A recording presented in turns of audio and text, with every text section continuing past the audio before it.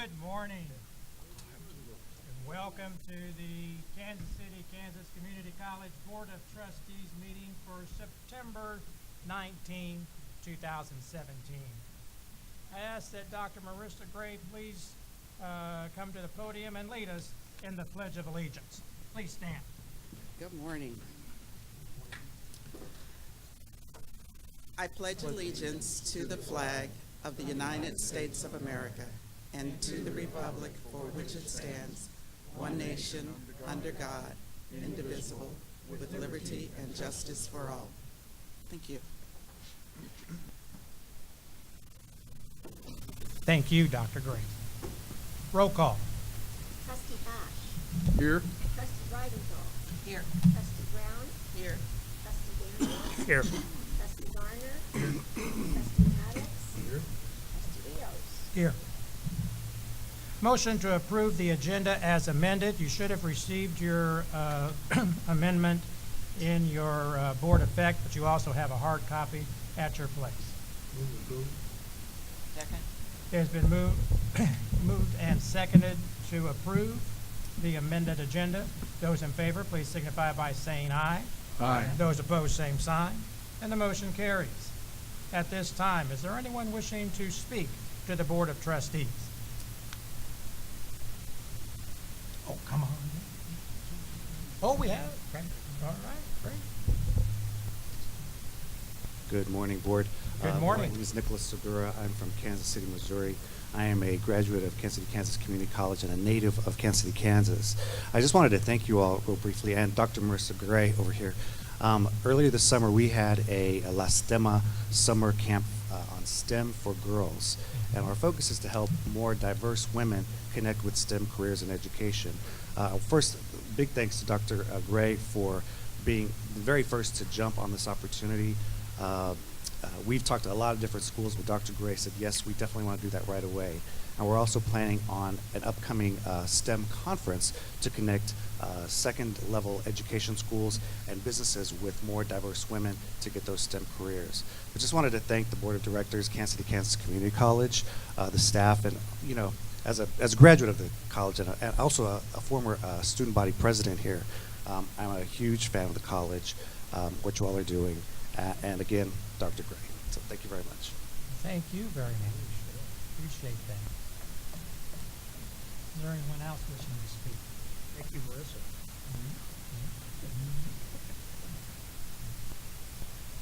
All right, hearing no other. You will see that we have adjusted the agenda. We're hoping that this makes for a more efficient and effective flow to the meeting. And so we're going to have board committee reports at this juncture, so that if there's any information from a committee that will impact further down the agenda, we certainly want to have that information beforehand. So we'll now ask for committee reports. Policy Committee? Yes, thank you, Mr. Chairman. You're getting at your place around a policy review process that has been looked at by a number of organizations, the Senate, the Cabinet, and the Policy Committee last Thursday, and presenting it to you as the review process we'll be using going forward. As you look at it, there's a number of steps to go through to get a policy finally approved by the board. The policy is developed by some organization or individual and presented as a possible potential policy, reviewed by the cabinet and the college attorney. And if it passes that muster, then it moves on to the board policy committee for first review. It also goes out for 14 days for review and comment by the faculty, staff, student senates, and the dean's council. Passing those two, it moves on then to 14 days for review and comment by the college senate as a whole. Again, if it's approved, it moves forward then to review and comments by the board policy committee. In other words, it comes back to us, and that's Mr. Ash, Ms. Brown, and myself, for looking at any kind of comments or recommendations that are being made to the policy.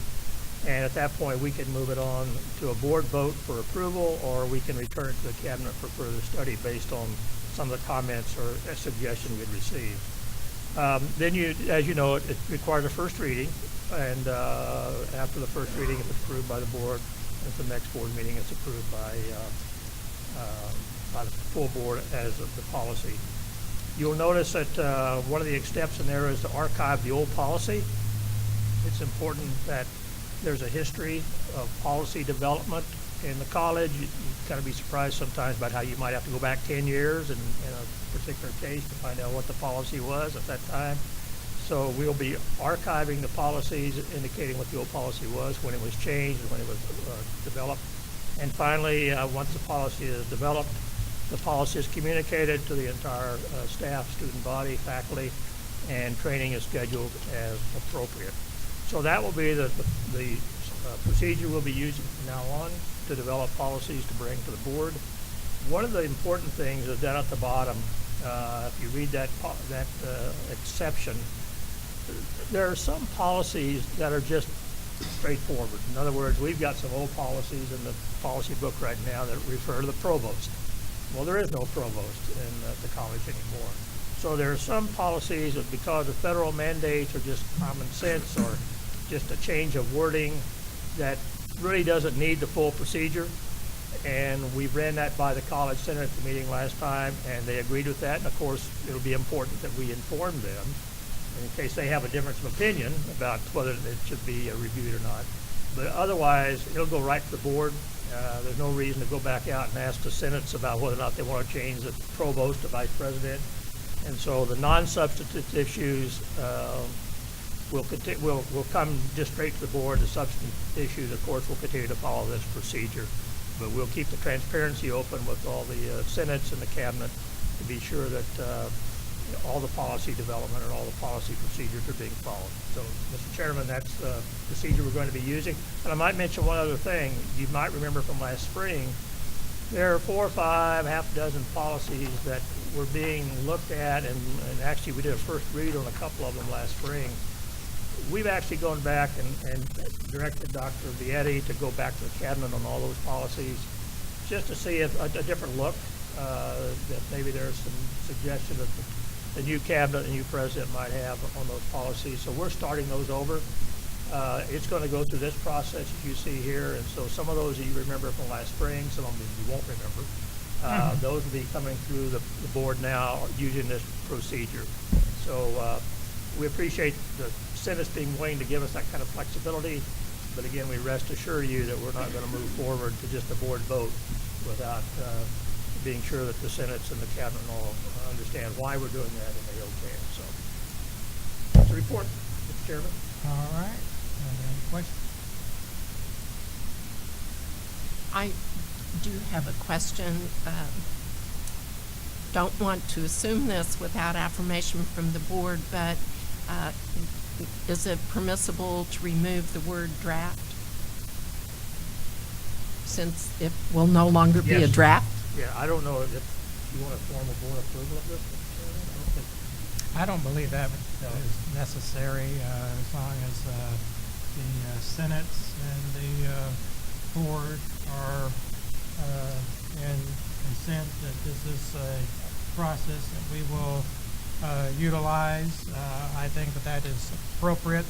And of course, as we exercise this, if we decide we may need to tinker it, Absolutely. again, with all parties in accord, I think that we can move forward. So I do not want to make it a vote, and then it has to come back for that. I believe that really not there should be a collaborative nature to this effort, and so I think that all parties can come to an accord naturally without having to have a formal vote. Yeah, So it's really not a policy. It's more a procedure, so it really wouldn't fall into the first reading, second reading requirement, but it's not Right. a policy. But So- it is a procedure that, so thank you for removing the draft. Yes. All right. We'll also date it so we know. Thank you. Yeah, so the 12th wouldn't be appropriate, yeah, 19th. Okay. Any other comment? No other comment? Thank you. Anything else from the policy committee? Nope. Okay. Any other committee report? Yes. Chairman, I don't know if he's here this morning, Antonio Lee is heading up a Faculty Senate Child Care Center Subcommittee, and that group met last Thursday, September 14th. It was a very lively group made up of Faculty Senate, and we also had some community folks there as well.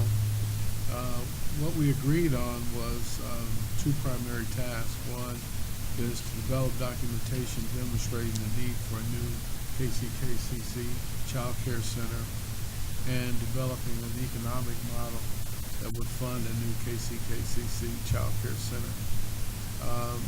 The first group, the group that is working on the need is headed up by Kathy McGowan. And the second group that's looking at the economic model is headed up by Diane Plunkett. We did go ahead and break down into those groups, and there were very good discussion about the future of child care on campus. And I think this group is really motivated to make that happen, but to do the right thing along the way in terms of getting good data, good information, and building a model of what it would look like. All right, very good. Wendell, I'm sorry, I didn't hear the first, what's the first group? Oh, the first group is the need. They're going to address, develop a documentation demonstrating the need for the child care center. Great, thank you. And the second one is the economic model. What is it going to look like? What is it going to cost? What is it going to cost to operate and build and so forth? Thank you. Mr. Chair. Yeah. I'd just like to also comment that I appreciate the work of Trustee Maddox and that group, and the board's commitment to making sure that we do it right as opposed to right away, and as well as re-examining our commitment to this community and making sure that the doors of opportunity are available to everybody when we talk about our working families and children. So I appreciate that work, and hopefully good results will come from it as a result. Thank you. Any other? Yes, there is a report. It's not from a committee, but Trustee Brown and I had the opportunity to attend the League of Kansas Municipalities training session, if you will, on CORA and COMA, and I think Trustee Brown would like to report out some of what we learned. Well, I was glad I had the opportunity to attend. It's a great learning curve for me, and I know that we have seasoned trustees on the board, and you probably know all of this, but I thought that it would be a good thing to copy the definition of open records. Sometimes we think we know things, and when you read them, it's like, oh, I forgot about that. So there is a copy on your seat about the definition of public records, and it's there for you to read at a later time. Okay. You also have a copy of meetings defined, and so I would encourage you to refresh your memories on what constitutes a meeting. Two of the key takeaways for me were by law, we need to notice up the committee meetings, and we have the ability to do that if there is a standard date each month on which they meet. We can put it on our website, which Peggy has already done, and that brings us in compliance. The other thing I learned was we have a new definition for executive session and the motion and the language that must be contained in the motion. And so through our college attorney, you have at your place a copy of referencing exec session, and highlighted in yellow is the language that we should use, or the board should use, for any motion when you go into executive session. I also learned that when you go into executive session, and I'll rely on the college attorney to correct me if I've misinterpreted, but you can only discuss a single topic. Then if you have another topic to discuss, you must come back into open session and then go into exec session to discuss the second topic. Is that correct? That's correct, and that's a change in the law. We have 3 topics topics, and we'll come back 3 times. That's right. 3 times.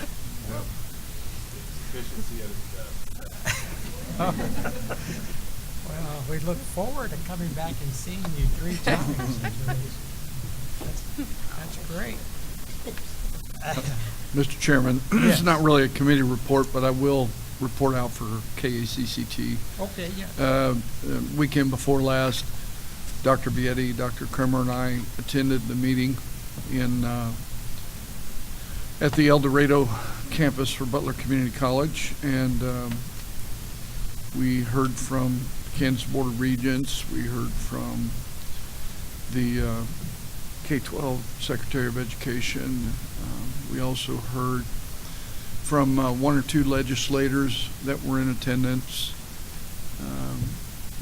And we had a session and a conversation, an update from the KACCT lobbyist, Devine and Donnelly. Allie Devine was there to give us a little bit of a closeout from the last session and what we can likely anticipate, in the upcoming session. And of course, a lot of things hinge on what the Supreme Court decides to do with the K-12 lawsuit. So for now, we're kind of in a holding pattern.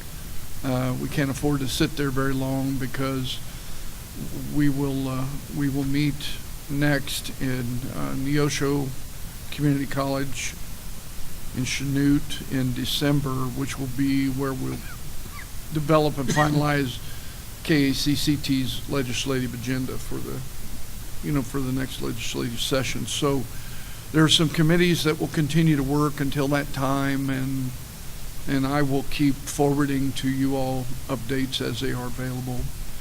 Also, as you know, a number of us are scheduled this Sunday to leave for the ACCT National Congress in Las Vegas. So we'll be going there, dividing and conquering amongst the various workshops to bring back information that we can use from there. I did get some useful information at KACCT that I'm going to copy and forward to each of you, as well as a PowerPoint that goes along with this, so you can look for that PowerPoint in your KCKCC email. I'll forward it there, so you can open it and watch it and view it on your device here. Finally, I will report that Trustee Mike Johnson, who is our immediate past president of the executive committee for KACCT, was nominated and selected, was a winner, go as a finalist for Trustee of the Year. And so that will be, announced while we are in Las Vegas. But Mike is certainly deserving of that award. He's worked very hard, not only at Barton, but certainly on behalf of KACCT. And you may or you may not know, he is our current KACCT representative on the Tech Ed Authority. So we'll look forward to see if Mike's the winner. Thank you. May I add a Yes. paragraph to Yes. Trustee Ash's update, since we're on the topic of KACCT? Kansas City, Kansas Community College has the opportunity to host the June meeting of that organization, and it will be on June 1 and 2. It's in conjunction with the Kansas Community College Leadership Institute, who reached out to both Walter Bumphus and Noah Brown, the CEOs, presidents, respectively, of AACC and ACCT, who are coming to speak with us on June 1. So wonderful that KCK gets to host that event. Yes, very good. All right, any other report? All right, hearing none, we'll proceed with the agenda. I ask for a motion to approve the consent agenda as amended. Second. Mr. It- Chair, it- I'm requesting holding the HR report until after our executive session, and I think it does fall into the definition we have down there already of non-elected personnel. Okay. We will then approve the consent agenda items A, A1, and B. Those in favor, please signify by saying aye. Aye. Those opposed, same sign, and the motion carries. We are now ready for the Student Senate exciting report from President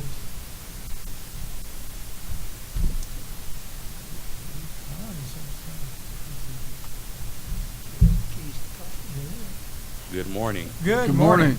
morning. I'll practice this one for Chairman Rios. Good morning. Did I do it right? You did. We practiced all weekend for that. Well, my name is Gary Enrique Bradley Lopez. I'm the Kansas City, Kansas Community College Student Senate President, and I thank you all for allowing me to present today. So I'm going to talk about some things that we did in the past, and then we're going to talk about future events that we have. So let's get started. All right, in the beginning of the year, on August 19th, we had the Kansas City, Kansas Community College Student Housing back to school type of event, and it was pretty fun. We had music out there, hot dogs. We even burnt some hot dogs, which is great because burnt hot dogs are the best thing ever. We had some hamburgers, and we allowed the students to come out and just get to meet each other. This year, student housing has really done great for the simple fact that the students are allowing themselves to be more open. So we've actually used a volleyball court. Or is it a court? Yeah, volleyball court, sand field. I don't know. The basketball court, and so it was just fun. We got to know each other. I also want to welcome and congratulate Ms. Richardson on being the new student housing supervisor. So congratulations. I met her last night, and we had a fun time. We were out there just being out with students. So Please stand so we can recognize. Thank you. Welcome. she's very sweet, and I'm happy that she was a candidate that was chosen. So that's what we did at the move-in party. We also allowed students and their family to come out and just eat and just have a fun time. So just before school started, we wanted them to have fun. Not like they don't have fun at school, but it's before school, so let's have fun. Then we also continued with the first 12 days at KCKCC. So approximately 700 students signed up for clubs, which is a really big increase compared to last year. We had a total of 35 clubs and organizations and special interest groups that displayed their clubs and highlights. That is a 50% increase compared to last year's Club Hub Showcase. And majority of the clubs at least had more than 3 students sign up for the clubs. So that showed a really big interest to those clubs and the people that want to join those, making students more active. I also want to give a shout out to the orientation that happened in the beginning of the year, because that allowed students to look at the showcase, and it allowed students to even be more active and involved in the school before school started to see what they wanted to join. After that, we ended up having the campus-wide open house. So the Student Senate had an open house on Wednesday, August 30th and September 1st, where, like I said, we had like the dorm theme, Club Hub room in the back. We had ramen noodles back there. Rios came. He got a couple ramen noodles. And it was fun. We allowed students to go out there and just get snacks and just look around the whole school. So that was really fun. And FBOE also did their open house in the back too. So it allowed students to just get to learn about the school and get snow cones and just, make KCKCC fun. Then we also had our first Student Senate meeting. At that meeting, the Executive Committee Office were sworn in. We discussed about what our expectations for this year and what we expect from the clubs, which was held on Wednesday, September 6, 2017 at 2:15 in Lower Jewel. We also, just talked about things that we expect from each club. From there, we ended up passing a couple things. So we ended up passing the Ethics Committee, which will be in conjunction with the Judicial Committee, to add on those, and our clubs are required to be in at least one committee, so we will have clubs in those committees. Just to give a club highlight, because these clubs have actually been doing work since the first day of school, and they have really been involved and come to all the meetings and just did the requirements and what we expect from clubs. And those clubs happen to be the International Student Organization, Student Organizations of Latino, and Naturally Designed. Those clubs ended up doing, the Japanese Cultural Lunch, the Central American Independence Day Celebration, the Welcome Back Bash, and the clubs meet regularly. So they did what we expect clubs to do. And we hope that all clubs look at their leadership, and hopefully they carry along that leadership that they carry and hold. Then the executive senate, so we have 2 positions that we're going to fill tomorrow, which is treasurer and communications director. So just, Board of Trustees, you all are welcome to attend if you guys would like to. Then at the Welcome Back Bash, the Student Senate hosted the end of the year back bash, or the beginning of the year back bash on September 8th, 2017 from 11 to 1. Although it ended at 1, we still were out there for a longer time than that. We still stayed out there and had more fun. So maybe that might change in the next couple of years to even just make it 3 hours, just because that's how much fun we had. So 350 students were served. We had free cotton candy, snow cones, funnel cakes. Have you guys ever had fried watermelon? I recommend it. It was heat. It was great. I do recommend it. The guy last year, he took my watermelon and just fried it, and it was the best thing ever. So you might want to write that in the report, because that's really good.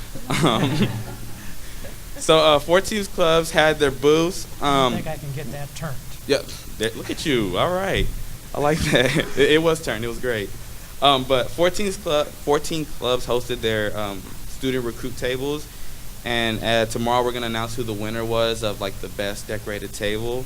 We weren't able to get an accurate amount. However, we did know that there were 350 students, staff, and faculty, which is way more than we've actually ever had. Students did not just come and go. Like I said, we actually stayed and we had fun and we danced. There was even the dance between the mascots. I think it was, if I'm not wrong, it's Ottawa. Was it Ottawa? Yeah, Ottawa against KCKCC Blue Devil. So I wonder who won. I'm pretty sure the Blue Devil did. Even if, you just have to win. That's right. So we had a fun time out there. And then we had the evening reception a couple days ago. 150 students attended. It was here on the Upper Jewel on Thursday, September 14th from 5:30 to 7:30. We served free dinner and 10 community exhibitors. And 1 student from the tech ended up winning the best dessert. We encouraged students, and we encouraged the tech to be more involved. So it was a great way to get them involved, to display their desserts and foods that they have. So that's what we've done in the past. Here are a couple things that we're having in the future. I know we're having the 3-on-3 intramural basketball competition, September 23rd to October 8th. I realize that I'm not really an athlete just because I can't play basketball. So what I'm going to do, and this is smart, I realize this, I'm going to sponsor at least 2 teams, and hopefully they win so I can keep the trophy. That was smart, wasn't it? So if any of you want to be on my team, technically only 1 student has to be a student here, and the rest can be anybody. So if you guys want to be on my team, I'll sponsor you all. All right. So we have that. We also have the ALICE we have the ALICE training on the 21st, and we had the ALICE training on the 21st. We're having one on October the 4th and 24th from noon to 1 in Upper Jewel. So here. We also have the blood drives coming up, which those are always great events to get involved also with the community. We have that at the Pioneer Center. We have it on September 26th here at main campus. We have it on the 27th, and at the Tech we have it on November 16th. We also have the flu clinic here on the main campus on October 5th from 9 a.m. to noon. That should be great. We also have the student standing meeting tomorrow. As I stated, we're going to get 2 of the executive members sworn in, and we do have a lot of applications to fill up for at least 6 senators. I did this weekend read the bylaws, which my advisor told me to read before I was sworn in, but I just needed something to motivate me to do it. So I finally read it, and I found a lot of good information, so I can't wait to display it tomorrow. Not saying I'm taking advantage of my power, but I can take advantage. No, I'm just playing. And then also on October 10th, we ended up changing the date. It was October 11th, but now it's on October 10th. We'll have the forum for the candidates for the unified government, and those candidates will end up being sheriffs, mayor, board of trustees, and the commissioners. We can get more information out to you guys, but the theme is you, not the politician. So we want to get to know the candidate as an individual. We want to get to know them more, why they're running, what motivated them, where they come from, stuff like that. I think, if I'm not wrong, 4 of you all were personally invited as you guys are candidates, and then the rest of the board of trustees, you guys are all welcome to come, and president, you are also welcome to come. So it should be a fun event. We also want each one of the candidates to have a theme song, so that'd be pretty cool, just so that the students can get to know them, and it allows it to be fun.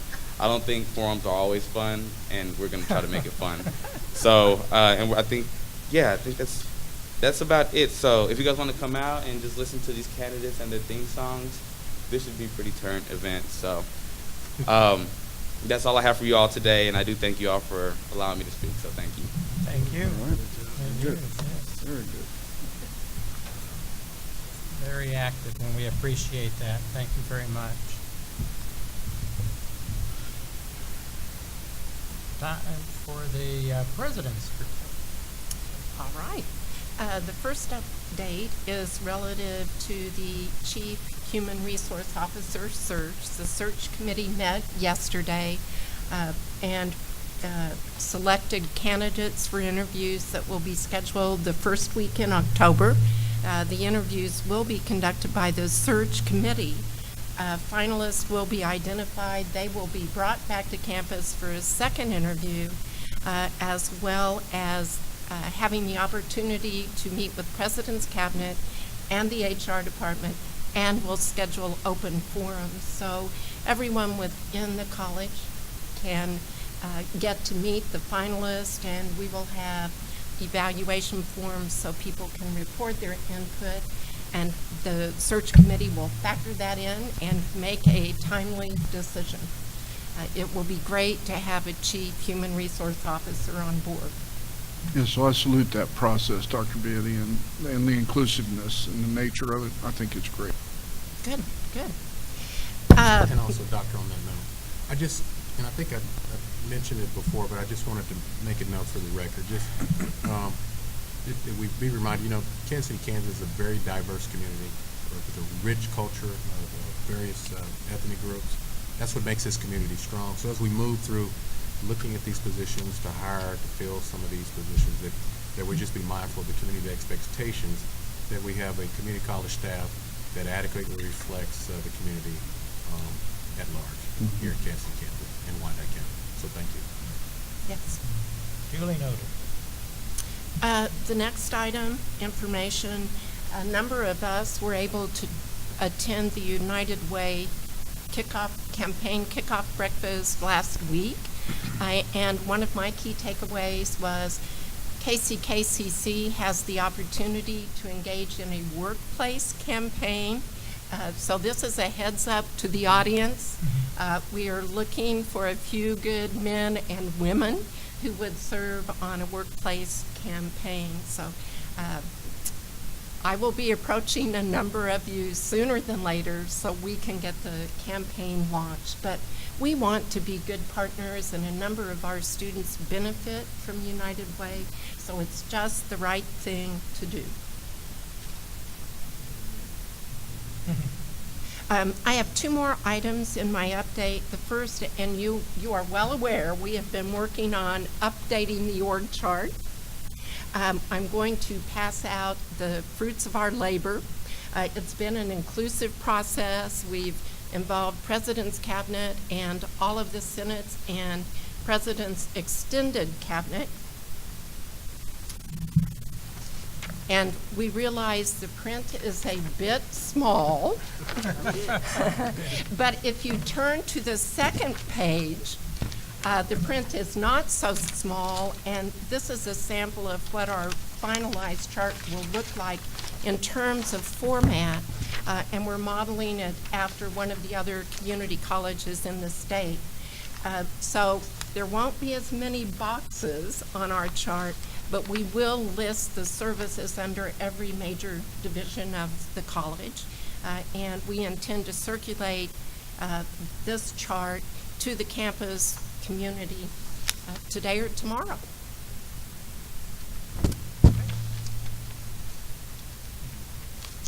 And I think I mentioned this to the board before, but we did benchmark our reorganization against 4 other colleges in the state: Barton, Butler, Cali, and Hutchinson. And this alignment, I think, will allow us to maximize our effectiveness as well as our efficiency. So I'm excited about it. I hope everyone else is. The last item I have, and I sent an email to the board yesterday afternoon, when it came to my attention through Linda Fund but AACC has a website that individual colleges can sign onto.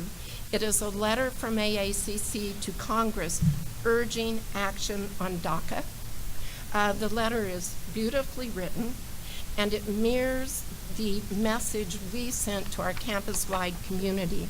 So with the board's agreement, I recommend that KCKCC sign this, and in visiting with our board chair this morning, he suggested we put this as an action item under new business. Okay, I look forward to that. Thank you. That Thank you. concludes my report. All right. Move approval of the president's report. Second. Those in favor signify by saying aye. Aye. Those opposed, same sign, and the motion carries. Thank you. Marketing and communication, community outreach report. Ms. Burchett. That's pages 16 and 17 of your board effect. Good morning. Good Good morning. morning. No, it's too short. Okay, there we go. Okay, so we've had a lot going on. A lot of it not public, more the background work, but very exciting things coming up. So first, happy to announce that we are building the foundation board. We're bringing on 2 new board members this month. And tomorrow is our first board meeting with these new members. Ms. Donna Tilden and Ms. Mary Ricketts, both come out of the finance industry and both are local ladies, so super excited to have them coming on. We also have a second recruitment coffee coming up in a couple of weeks, so we are identifying, well, we did identify 9 specific targets, local community members that we are hoping to get to know a little bit and gauge their interest in joining perhaps the foundation, so that's coming up. Stay tuned for that. We are also working on a new donor program. I'm working with Marissa Gray, Dr. Gray, with the TEDx KC to bring on a national personality. I shouldn't really say his name yet because it's not confirmed, but we'll have something to announce hopefully shortly. It may be early 2018 when we get that put together, but stay tuned, it's going to be awesome. We're also working on our Hall of Fame 2018, so I'll be reaching out to all of you board trustee members to ask what you'd like to see happen this year, perhaps work on our finance committee for that, work on fundraising, and find out how you want to participate in this year's new goal, which is yet to be announced. Last year, as you recall, was our largest Hall of Fame ever at $125,000, so we need to keep up that pace, so I look forward to working with you guys for 2018 Hall of Fame. We also are in just the beginning of consideration of a capital campus-wide campaign. We are just, again, starting to do research on this, putting together some documents. We'll be meeting with the leadership teams, deans and directors, for an initial survey to find out what their needs are, and then discussing if that's something that we can actually take on in the next couple of years. So planning now, we'll unveil and roll this forward here shortly for you guys to look at. We also were very excited to receive notification of an estate gift coming to the foundation from an alum from the 1980s, Ms. Marilyn K. Parsons. So we are blessed that her last wishes were to include KCKCC in scholarships. We wrapped almost 2 full days of TV commercials in the can. So we did a number of A and B roles. We did student interviews. So hopefully you've seen some of the new commercials running. They started to air several weeks ago. I also saw yesterday, Dr. Hooks, is she here? That the Entrepreneurial Summit ad is running as well. So that's exciting. So we're running an ad for the Entrepreneurial Summit coming up and our 2 new commercials for KCK General Tech advertising. We are also working on new brochures. Last month I shared the design layout for the new brochure template. We actually now are working on the first 20 programs to get them into that new format. We decided on 20 based upon the enrollment data, historical enrollment data for the top 20 most enrolled programs. So we'll have those for you guys to look at shortly, and then we'll continue to roll out the other programs as decided by deans as what's most appropriate to roll out first. We're also working on new STEM brochures. So we want to continue with the La Stemma theme, and we're working with Angela Cassani to get some STEM brochures prepared and out into the public, get them into their hands. We also are updating our style guide. I don't know the last time the style guide was updated, but it's been some time, so we're working on getting it updated. So everything that's pushed out campus-wide has the same look, feel, smell, texture. It all goes with our opportunity theme for this year, and all the branding will be cohesive. I have a lot, I'm sorry, a couple more. We're also working on a website remodel. Matthew Fowler is heading that team up, so look for that coming up shortly. The Best of KCKCC will have a booth at the Children's Mercy Park on September the 26th for the Best of KC and Wyandotte Expo. You guys are all invited to come and walk through and attend and cheer on KCKCC. And I do echo Dr. Vietti with the United Way Workplace Campaign. I'm happy to help participate in getting that off the ground. Do not put that in the minutes, Peggy. It's in ink. So I welcome questions.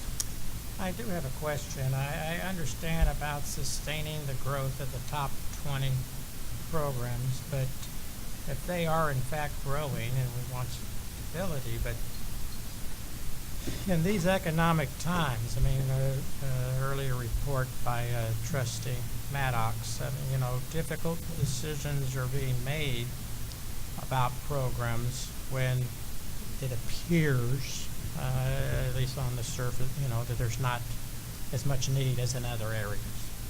So if we're wanting to grow programs, why would we not prioritize actually the ones that we think should be growing, or we have opportunities within the workforce for growth? Why would we not prioritize those and not be going with the ones that are already? We are going to look at all of them, but to get samples out, to make sure that our format and template works, we just picked the most enrolled top 20 first to try out our template, and then we'll evaluate what needs to roll out, for the official, brochures after that. Oh, okay, so it's just So it's the first phase one, actually putting material into the template, make sure it looks right and fits, and then we'll decide how to continue after that point. Okay. All right, because I really would like to encourage that, we see how we can be supportive of programs that may not have the enrollment, but yet we know that there is opportunity. Right. And so how do we go about growing those and letting people know that we have those programs and grow? As well as new programs that Right. we need to market. Right. Understood? Okay. Any other Anything else? questions? Well, thank you All right, very thanks for much your for time. your work, and thank your staff as well. Oh, will. Thanks. Vice President for Academic Affairs, Dr. Kramer, Board Effect pages 18 through 23. Hi, good morning. Good morning. This time I'm actually going to ask that Tom Grady and Julian come up to talk about the Center of Teaching Excellence. And Yellen is here as well. I thought you weren't going to be here. I'm sorry. And Dr. Zagovich as well. So I'm sorry. I'm going to ask them to come up and give their presentation first. And then Okay. Good morning. Good morning. I actually have two things. The first, I'm going to introduce Tom Grady, who is our Faculty Assistant Director for the Center for Teaching Excellence, and Julian Gonzalez, right here, he's our coordinator. And then I will come back when Tom's done and talk a little bit about our Gen Ed review. Okay. Board of Trustees, Administration, good morning. Good morning. As y'all mentioned, I'm Tom Grady, Faculty Assistant Director for the Center for Teaching Excellence. And I'm just here to talk to you about some key initiatives that we have in the CTE to support our craft of teaching. First is we created the Blue Devil Faculty Academy, and we've begun with the first phase of the BDFA is to focus on providing a professional development opportunity for new full-time faculty. And we started that this fall. We've had 2 meetings so far. First meeting was just an orientation of the program and welcome to college and discussing some key resources that are available for faculty and to assist them in their roles.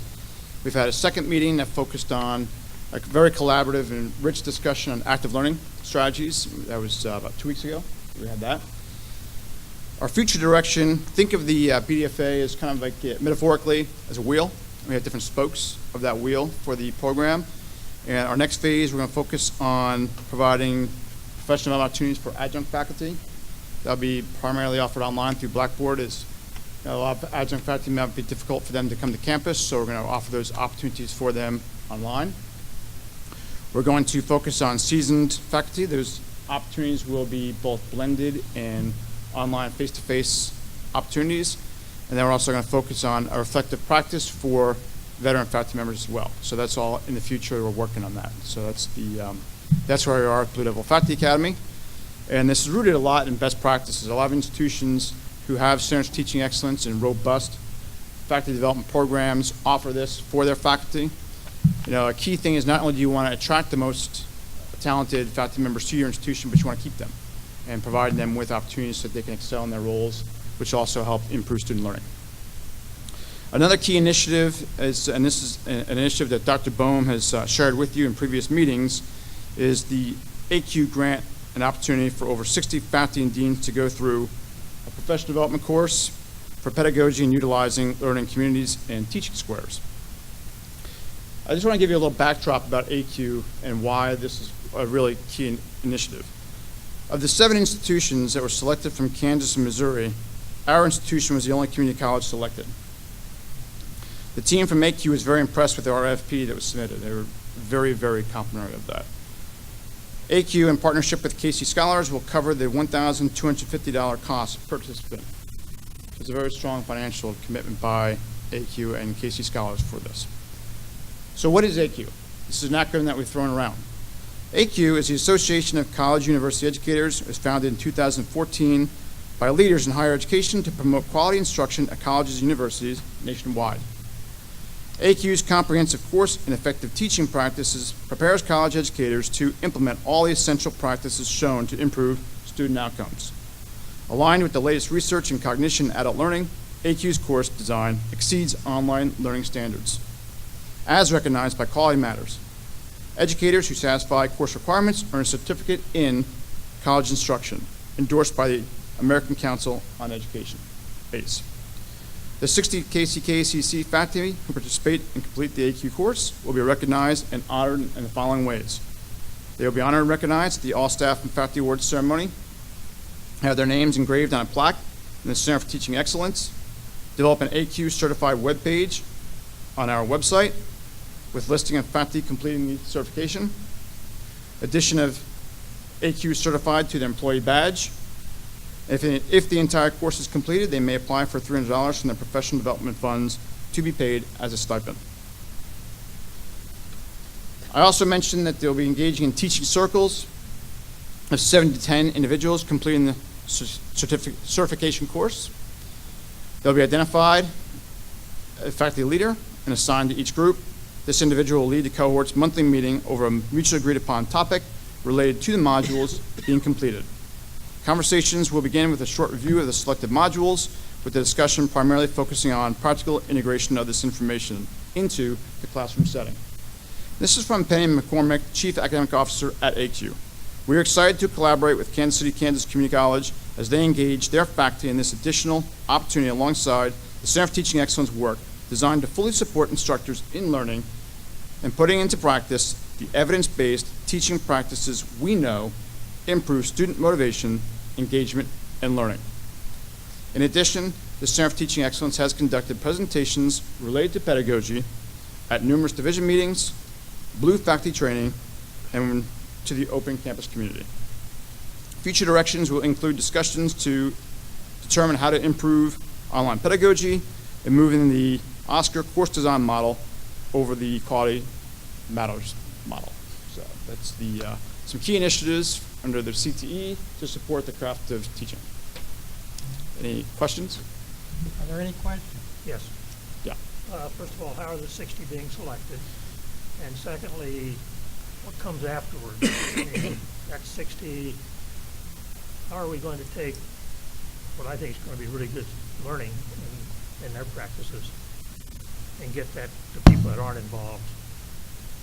Is there other seminars afterwards? Or are those people going to train the trainers, or how are we going to use them to spread it throughout the campus? Right. So the 60 faculty members were selected by deans. The deans, selected them from their divisions, and we said, let's try and find our real champions who are just on fire with professional development and get the whole mission of the course in effective teaching. And so they selected those, and looking for leaders in their divisions and departments amongst the faculty who could really stimulate, the change we'd like to see in, to help promote more, student success and effective teaching. That's one.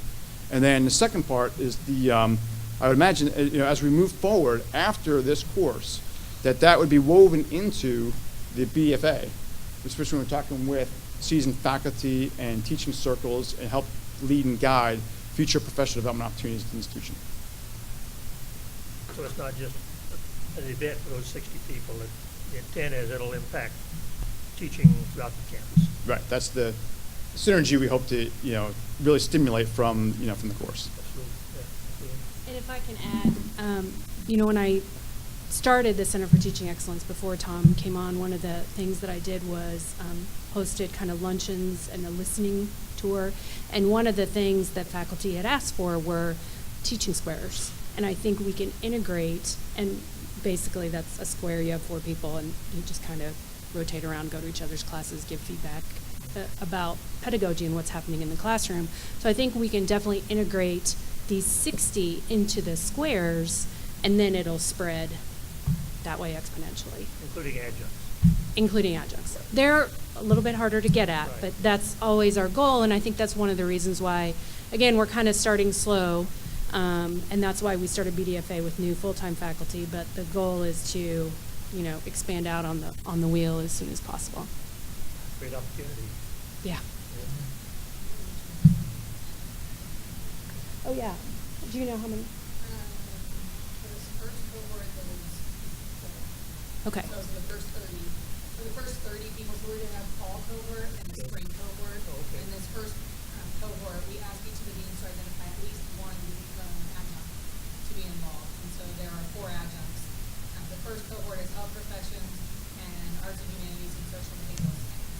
And then the tech, math, science, business, computer science, and blue faculty will be. We did include adjuncts as well. And I do want to mention a shout out to Dr. Boehm and Tom Grady, who did this whole RFP in about 3 weeks when I was on my way to Alaska, and I had nothing to do with it. And I was off the grid, so I really had nothing to do with it. And they called together a group of 212 faculty who happened to be on campus.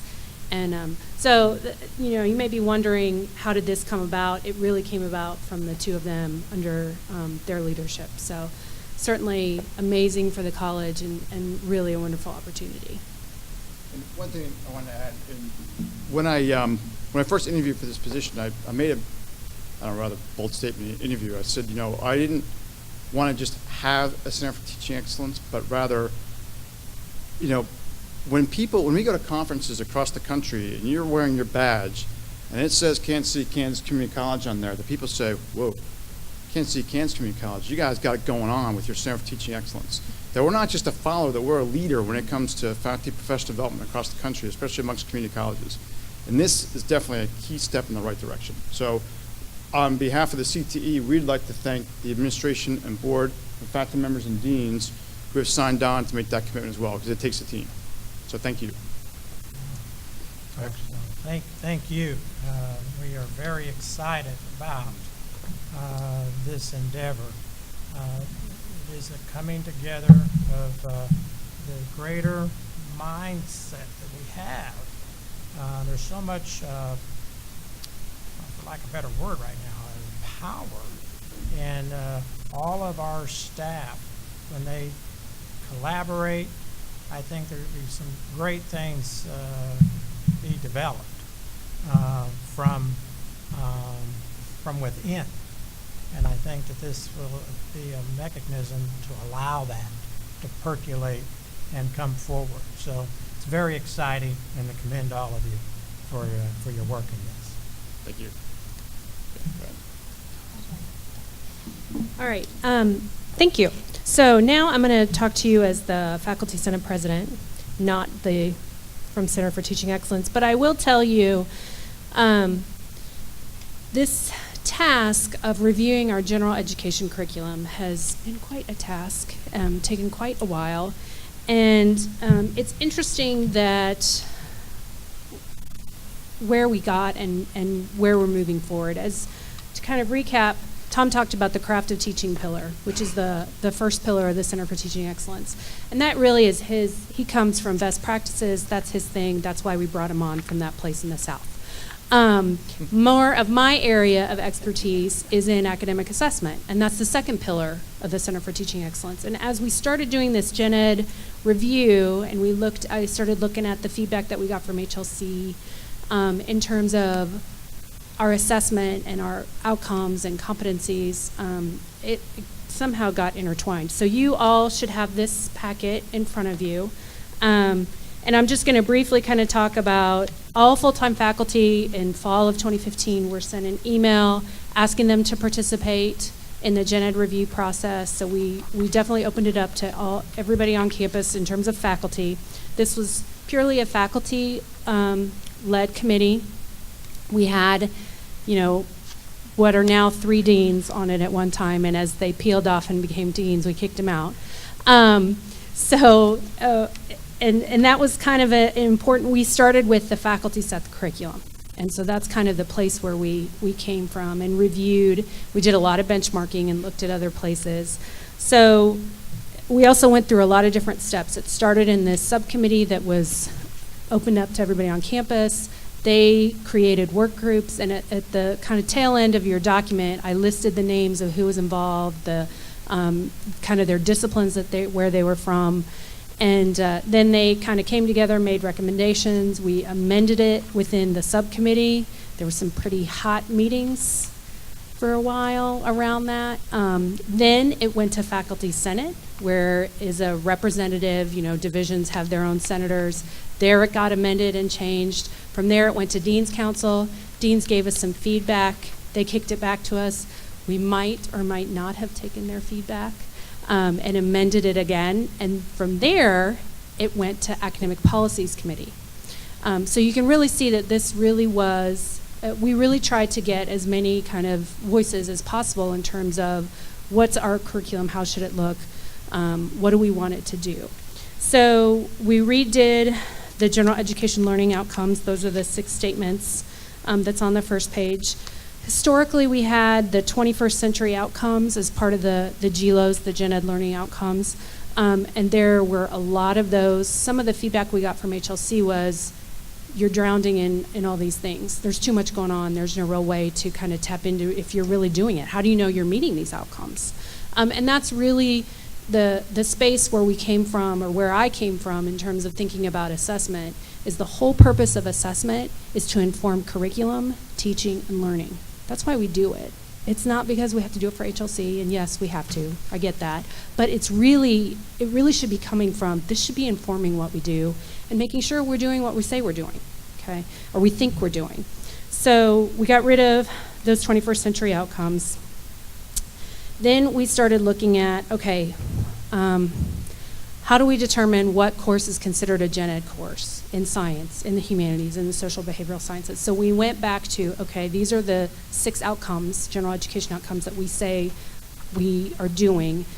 Each course is going to have to meet at least 3 of those 6 outcomes.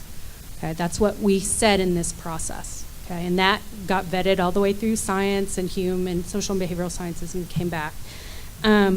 And then after we did that, so I'm on page 3, we started, it's pretty standard practice to have some type of Gen Ed core committee on a campus, and we didn't have one. So we determined that we need to establish, or this is our recommendation, that we establish a core curriculum council. And the purpose of this core curriculum council is really twofold. One, courses are going to have to petition to become part of the core. And in order to do that, they have to say, okay, these are the 3 that I'm going to own of the 6 outcomes. These are the 3 that my class is going to support. And we still need to talk through, or the KBOR aligned courses, there's probably going to be an easy pathway for them. I mean, so this needs to still be established, but this was the idea. And then the second purpose of this core curriculum council was to own our general education assessment. So they are responsible for making sure that we're really doing these outcomes that we think we're doing. And some of the things that Dr. Bowman and I started when we established the Academic Assessment Council, one of the things that I think works really well is a faculty member, dean as a co-chair model. So that was the recommendation that we do this for the core curriculum council as well, that there's a faculty member and a dean as a co-chair. And then we started looking at, okay, well, what pieces do we need? We think we need 6 leaders of these outcome areas that we came up with, somebody who's going to kind of be responsible for that. And then there was a lot of discussion about who else should be on the committee. At-large members from the various divisions, a faculty senate rep. Certainly one of the things that APC recommended, which we hadn't thought of, which was a great recommendation, was a representative from Student Success Advisor to sit on this committee as well, so we can look at transfer. We want to make sure our students can transfer with these courses too. So it really was a holistic kind of way of looking at how do we have some controls in our curriculum.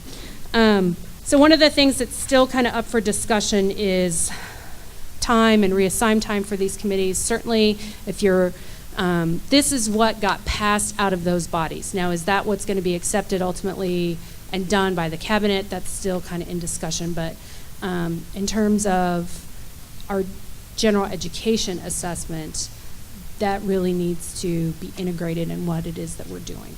Okay.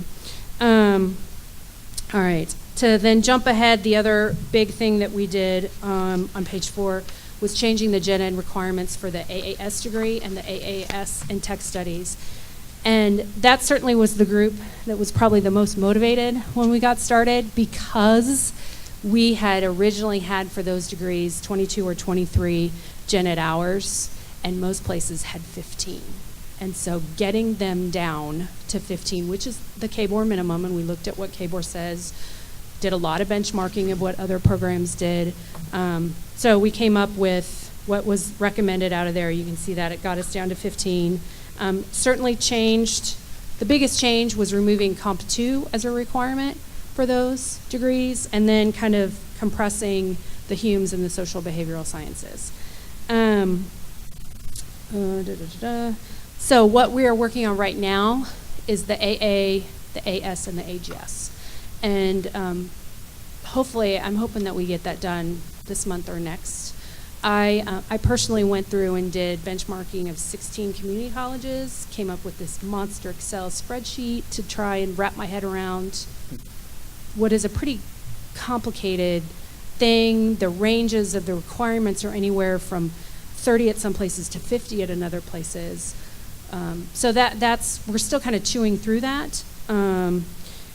But that's kind of the goal, to look at those as well, and to look and see what other places are doing. Do we like what they're doing, and get some ideas from that. So the last part is the executive summary. It just kind of gives you an idea of our timeline, how we went through. I'm not going to go over that, but that's it, where we are at now. I'm ready for this to be done. Seriously. Well, I understand the enormous task that is being undertaken, and I wonder if it would be beneficial for the board to endorse the work thus far and the direction that it is heading, so that the faculty, I'm hoping, feel supported in moving forward. Would that be? Yeah, that'd be great. I mean, I think I'm hopeful that, when I was tasked to do this 3 years ago, nobody had really remembered when we'd done it before or how we did it before. So then it really was, well, how do we think we should do it? So we spent some time thinking about how we think we should do it. But I think the space was, this is our responsibility. So I think that faculty definitely feel like, supported in doing this and recognize the importance of it. And I think the place we're always coming from, and the question that always gets asked is, how is this going to benefit our students, right? We don't want to approve a course or have a course be in the core that when they transfer, to KU or K-State or wherever they go, it doesn't go with them in the way that we thought it would. So doing our due diligence to really make sure that happens, I think we all see the value in. And student success advisors that have sat on this committee, who are faculty now, have been great and instrumental in helping us understand kind of that back end. We don't see that back end of when they transfer on somewhere, or front end, I guess. I don't know what part of the end that is. But when they move on from us, you know, we don't know that like they do. So it's really been important to include them as well. I think this is the 12 years that I've had the pleasure of serving. This is the first time that such an undertaking has been attempted, and it looks like actually it'll be more than an attempt, and that's great. And so I would like to call for the trustees to endorse. Can I ask a question? Yes. Tammy, I'm not arguing with this Yellen. at all. I'm not arguing with this at all. I certainly agree with what you're doing here. Why 3 of the outcomes? And what was the rationale around why we decided to do 3 instead of 4 or 2 or whatever? That's a good question. Really, it was, then we started thinking about assessment, right? And the typical cycle for assessment is you don't want to look at, excuse me, more than one, just because you get too much data, and it's just easier to kind of focus on one, look at the trend for a little while, and then focus on another. But it was, you know, debated, why don't we do 4? Why don't we do, you know, 3 was kind of the minimum that we thought was appropriate. And, you know, 5, 6, 7 years from now, when they do this again, they may revisit that. No, I agree with what you decided. I'm just curious. Yeah. Yeah. 4 was thrown around, I think. Jerry was on the committee before he became a dean. Do you remember what else was thrown around? No. Yeah, I remember 3 or 4. Mm-hmm. No, good work. Yeah. Any other questions? No other questions? If we have a motion for the Board of Trustees to endorse the work of the Faculty Senate on the General Ed Review proposal. So moved.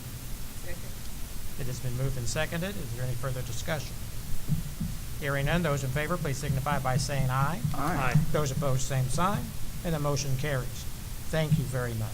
Thank you for your support. Thank you all for your work.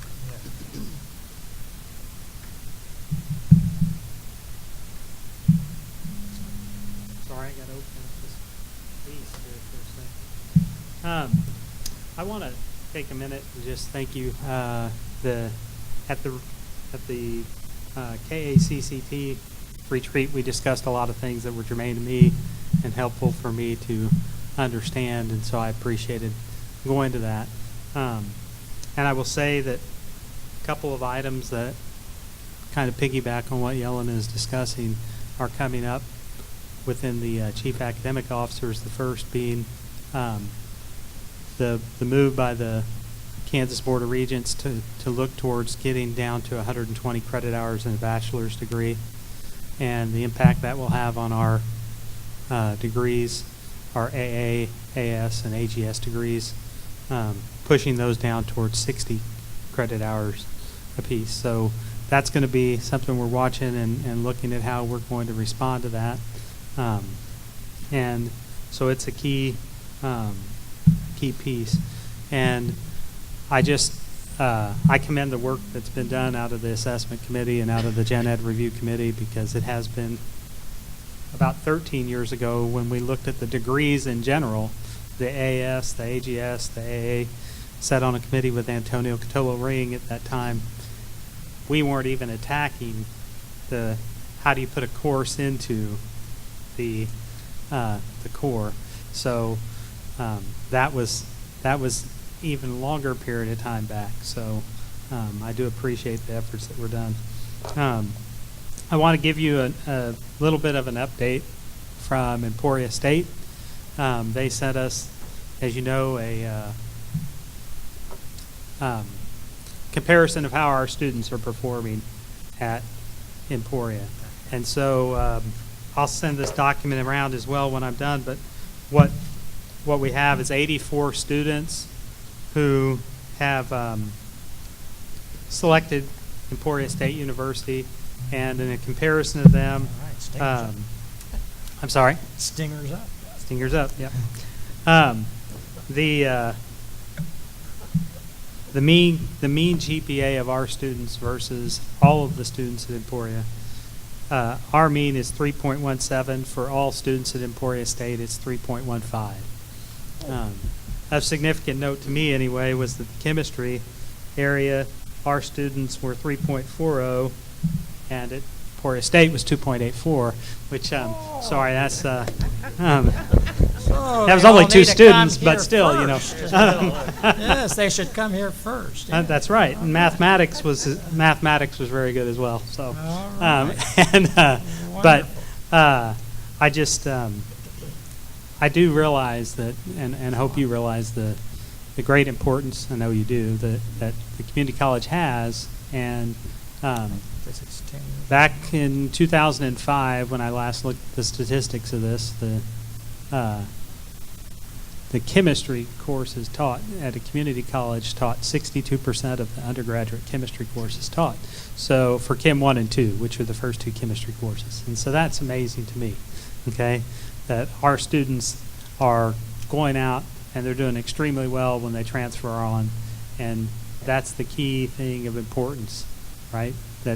That's the message we get out in our marketing. That's the message we try to tell our school districts, that, you know, not only are we cheaper, but more students pass through us, and those students succeed.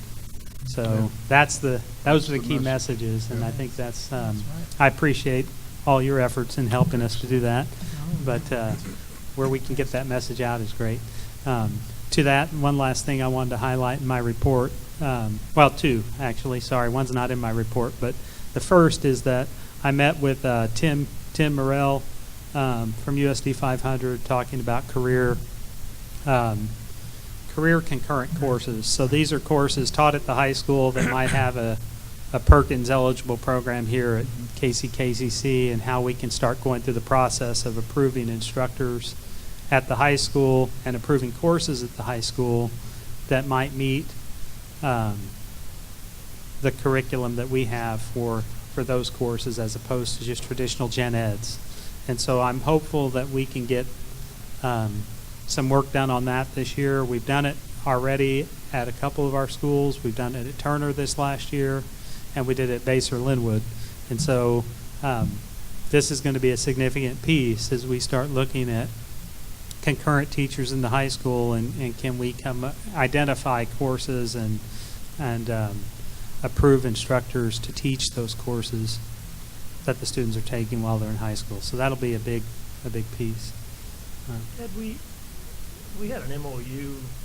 Yes. With USD 500 a year or so ago. Was that ever finalized? It seemed like that addresses some of the things you're trying to work on. I'm going to let Dr. Vietti answer that one. No, I am happy to address that because I know of what I speak. When I met with Dr. Lane, she apprised me that the MOU had been signed by USD 500 board, but not by this board. I met yesterday with Stephen, Terry, and Delphi, and it still seems to me that this board has not signed the MOU, and that we've been operating under an old one. We have one piece of language to work out in the draft MOU, and knowing Stephen as I do, I bet he already has the language for us to share with Dr. Lane. And once that language has been endorsed by USD 500, we will bring the MOU, updated MOU, back to this board to sign, and our goal is to bring it back in October. Right, Stephen? Yeah, it seems like that's when we just dropped the ball on that. I really don't know what happened, but the great news is it's on track now. Thank you Good. very much. That's, Yes, thank you. Yeah. Go ahead. The last piece I wanted to share is Dr. Vietti put me in touch with Leanne Ellis, and she is going to do consultant work for us at the college to look at the academic unit and determine where we can see opportunities to adjust it, and where we are functioning well, where we need to place some more emphasis, and as a whole for the college, which areas make sense in academics, which areas don't, how can we operate within those, and how can we look at making the processes best within those units. And we spent about 3 hours on Friday afternoon and evening going over that. So I'm very pleased to work with her on that. Shared a lot of documents with her over the weekend, and we're going to begin conversations. She will have a piece of that coming to the campus to do interviews with faculty and staff, and then a document that she will share back of final pieces to us. So it's a great opportunity for us, and I think it'll be a very, very good piece to review just how we've set up our academic units and what procedures and processes we should be working on and thinking through to optimize them the best. Not that we don't think about them quite a lot. I don't mean to say that at all. But thank you. And if you have any other questions for my report, I'd greatly appreciate it. Ed, if I could add just one thing, one additional piece of information. I think it was in President's Extended Cabinet or College Senate, I don't remember which, but the insightful question was raised, do we have an educational master plan? The answer was no, and this work will lay the groundwork so we can develop a comprehensive educational master plan. Right. I'd like to say also, just when you talk about our students' success, beyond KCKCC, I mean, their success is our success. I'd just like to applaud, the administration and staff here on you all's work on making sure that, our students have the educational tools necessary to be successful. So, I mean, that's a good testament to the quality of teaching staff here at KCK. And I'd just like to applaud you on good work on helping our students be successful. Right. Thank you. I appreciate that. If I'm not mistaken, it's 10 years now that the GPA for our students transferring to Emporia State University is higher than the general student population of Emporia State. So I think that is an excellent trend to the trustee's point. But Dr. Kramer, I do have a respectful request. Sure. For the reports that are included under your preview, and that is number of your reports give numbers. Those numbers have no meaning if there's not a comparison or some sort of analytical note as to what is the significance. When we're told the number of, on page 19,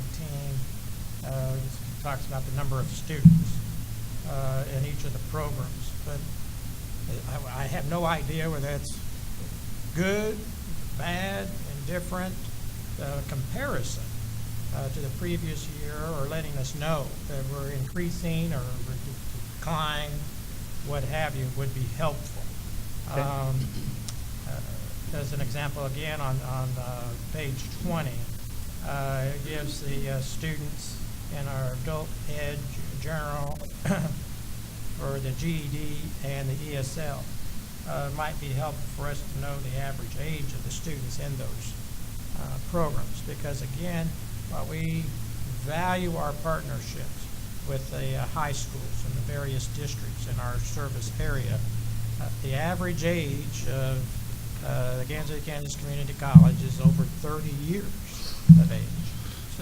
So this is significant, and I think that we need to have an understanding then in our programs, which ones are we really getting the high school, and then perhaps where are we of service to folks that are already out working or trying to make it in our community.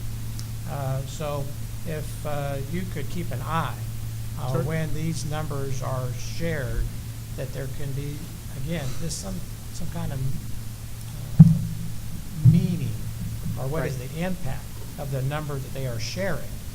That would be very beneficial to the trustees moving forward, so that we understand more about the programs and who is being served and then how we can be of support to that, as again, I'm anticipating some tough decisions are going to be having to be made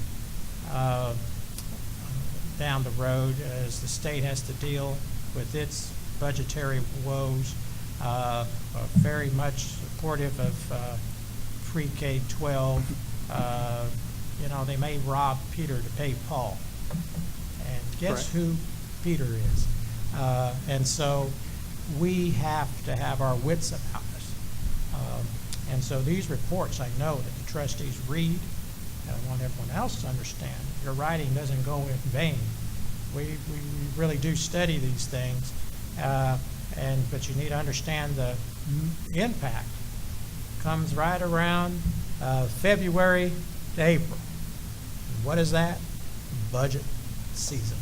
So really would be helpful. So if you could keep an eye for that, Dr. Kramer, Certainly. I'm sure the trustees would appreciate that. Thank you very much. Mr. Chairman, I have Yes. a request, Dr. Kramer. About a year and a half ago, we signed an MOU with District 500, and I wonder, could you give us an update on that at our next meeting on how that's going and if it's working or not? Certainly will. Apprise you of where we are with things with USD 500, so that would be great. Okay, appreciate it. Yeah. Now, that go along with the October Right. presentation. Thank you. Absolutely. Okay. Great. Thank you. Thank you. Approval of Vice President's report. It's been moved and seconded to approve accept the Vice President's report. Those in favor signify by saying aye. Aye. Those opposed, same sign. And the motion carries. It's now time for the Student Services report. Dr. Wilson, in your board effect, that is pages 24 through 43. Nice report. Thank you. Good morning. Good morning. I would like to kind of start this morning by welcoming Dr. Stephen Terry, who is back. As you guys know, Dr. Terry was gone for the last couple of months. He was on an active duty tour to do leadership school with the U.S. Army. So I am very glad he is back. We put him to work immediately. So Stephen, thank you for your service and welcome back home. I also want to join our Student Senate President with his excitement about our new Student Housing Supervisor, which I know she was already introduced, Ms. Lakeisha Richardson.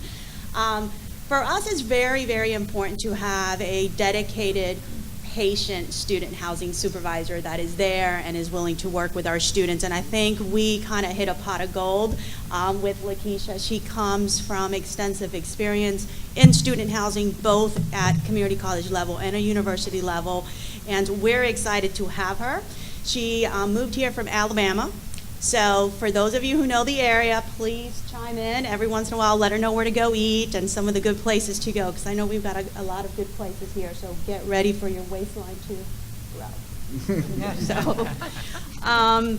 Then I want to highlight a few items on my report. In particular, I want to talk about the campus nurse or the student health services. We were very, very excited. Originally, we had a committee and we had selected a candidate. Unfortunately, the candidate declined our offer. So we are back advertising, so the position has been reposted. We're going to leave it up probably till next Friday. Go ahead and pull the position down. And as of right now, I think we have 5 candidates to potentially interview. So we will continue to hopefully get someone out of that pool. Dr. Wilson, on that position, what happened to the potential partnership with Providence Hospital? There had been discussions over a course of a couple of months, and this happened early part of this year, January, February, of perhaps the hospital Right. assisting and actually expanding the potential services offered by a campus nurse. Yeah, there was last year, towards like the December timeframe or so, there was a lot of communication between Dr. Lindell, Dr. Givens. They were trying to work on this partnership that you were talking about. So towards the beginning of the year, they told me that the partnership didn't really work out. unfortunately, I don't have the specifics as to why. You weren't included? No, sir. So I'm not able to give you the details, right? So we continue to move forward in providing that service to our students as much as we could at that point without having a nurse, by doing little things like, keeping up with their immunizations, et cetera. I have no problem with the search and everything like that, but it was what was shared. It seemed like a very exciting potential partnership, and I don't know, things happen. So if you could follow up and see if there still isn't opportunity for a partnership Absolutely. with the hospital, it could be mutually beneficial for both entities. And I'm also thinking, Trustee Maddox, with one of the things with the hospital is they were looking for child care for their employees. And my understanding is that you have to find it. And so with the task force, there's some potential. Now, of course, it changes the whole child care as it was, but that doesn't really, however we move forward. I just see some potential in the partnership. Right. And so if I would hate for that to go. Yeah, absolutely. And I'll look into it. I've been kind of looking a little bit how other community colleges in the state run their student health services or their campus health services, and there's quite a bit of them who unfortunately don't even have the service.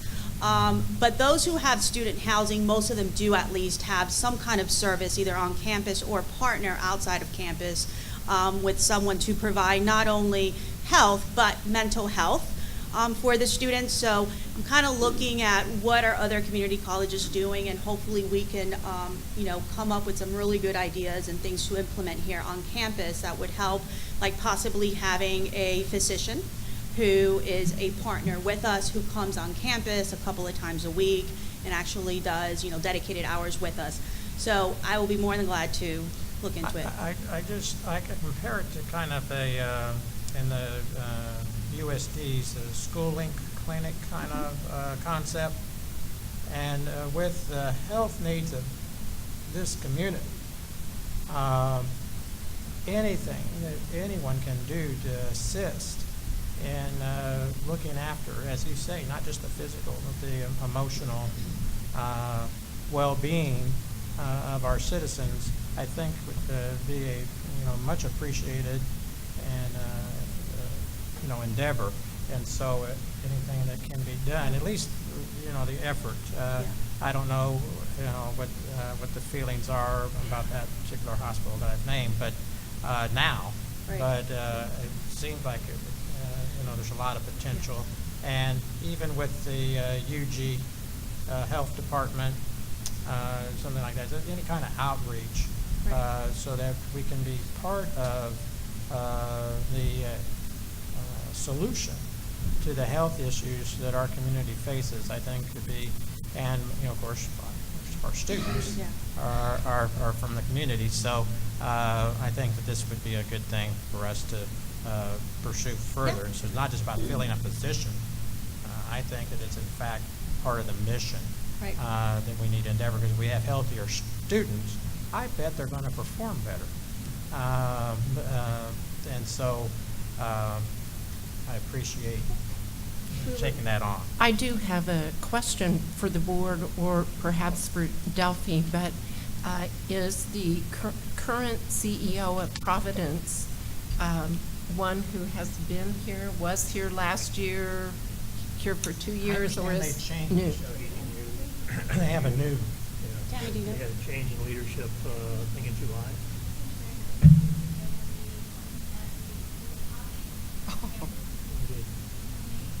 Okay. Great. Yes. Good. Sure. Yeah, absolutely.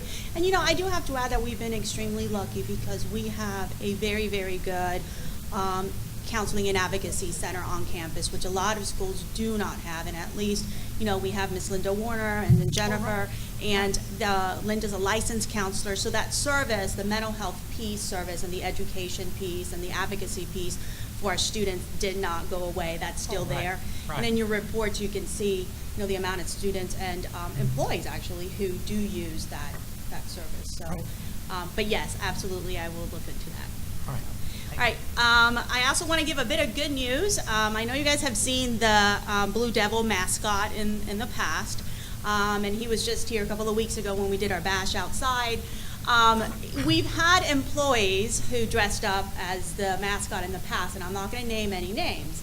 So what we're going to do is we've partnered with athletics, admissions, and student activities, and we are going to recruit to have 2 students who would be interested in being our KCKCC Blue Devil. They will have to audition for that position, and they will receive a $500 scholarship per semester. So that is a benefit to them for doing that service for us.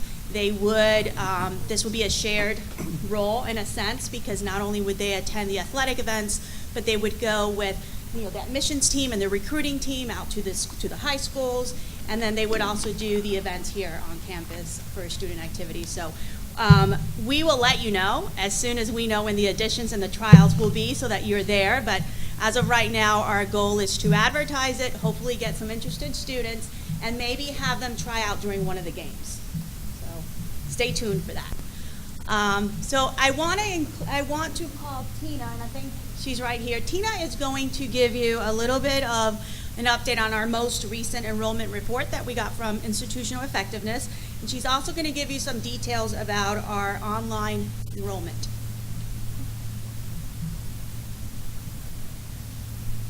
Thank you. Good morning, everyone. Good morning. Good morning. So I have for you the KCKCC enrollment report. This report was prepared by Institutional Effectiveness, and it was prepared as of September 11th. So I do want to remind everyone that since September 11th, the rosters have been submitted to the registrar's office, and they have completed drops. So when you see the numbers next time, you'll see a little bit of a difference there in the overall head count. So I just wanted to point that out to you. However, we do have some good news. Our overall head count has increased by 2%, which represents 142 students compared to September 12th of 2016. Our blended enrollment has also increased by 149%, and it's also increased in credit hours at 174%. High school dual and concurrent enrollment has increased in head count and in credit hours. Head count by 252 students, which represents 39%. We are also going to be requesting a report from Institutional Effectiveness to take a look at high school concurrent and dual enrollments by each high school. So then we can look and see where our enrollments are at with these high schools. Our tech enrollments have also increased 6% for head count and 9% for credit hours. Main campus enrollment, unfortunately, has decreased by 6%, which is 182 students, and it's also decreased in credit hours at 5%. Online enrollment has decreased. Pioneer enrollment has increased, but their credit hours have increased by 11%. So they have fewer students, but those students are enrolling in more courses. That's a good thing. Yes. Well, kind of. We'd like to see both Well, you like to see both of them, increase, but but and then also credit hours, though, are. yes, credit hours are revenue generating. Yeah. So I also provided for you the codes and what those codes mean on the table that you saw before. I know there was a question last week, so I wanted to make sure that you were able to see that information. Whenever we do week-to-week comparisons, it's this time this year compared to this time last year. And so I wanted you to see an overall picture of how our enrollments are looking from week to week. So you can see in your graph here that the blue represents our 2017 fall enrollments, whereas the red represents the 2016 enrollments. So you can see how we have an increase, which is represented in that table. But we also took a look at comparing where we are right now to our 20th day in 2016 for fall, as well as at the end of the fall semester. So when we took a look at those numbers, our head count is up 4% for the 20th day, and it's up 8% in credit hours for the 20th day. So this year compared to 20th day, 2016 for fall.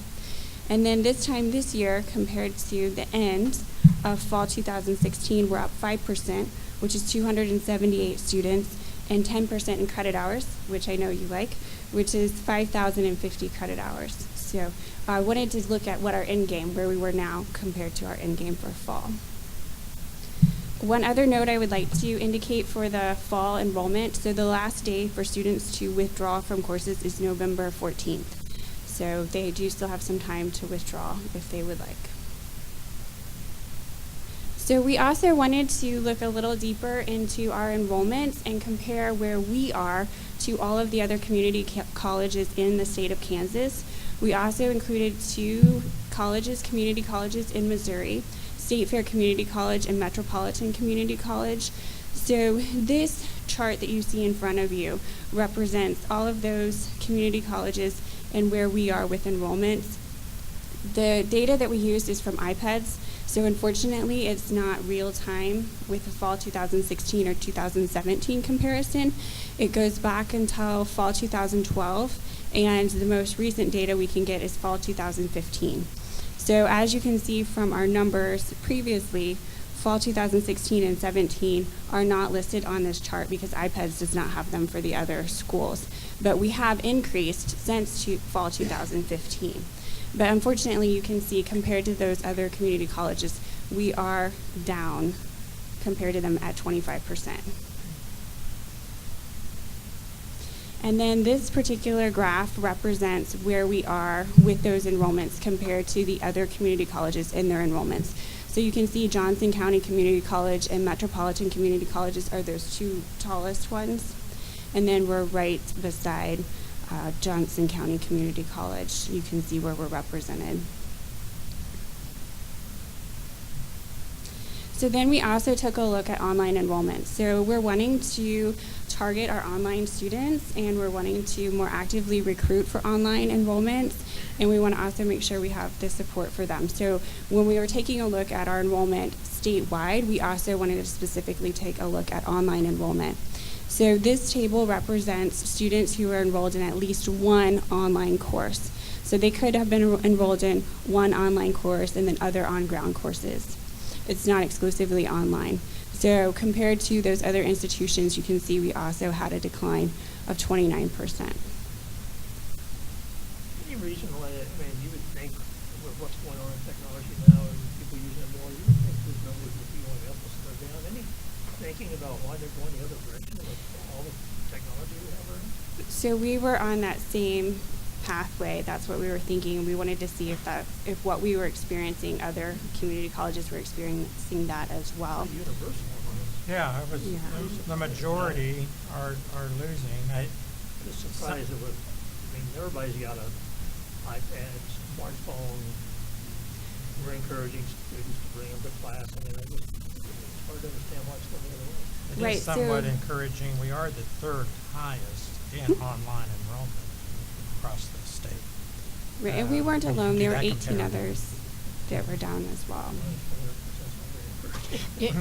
I would add an intuitive sense, and it is if you look at the ones who are experiencing increases, Highland Garden, Colby, and the Tech College, my speculation is they have not been in the online business, if you will, very long.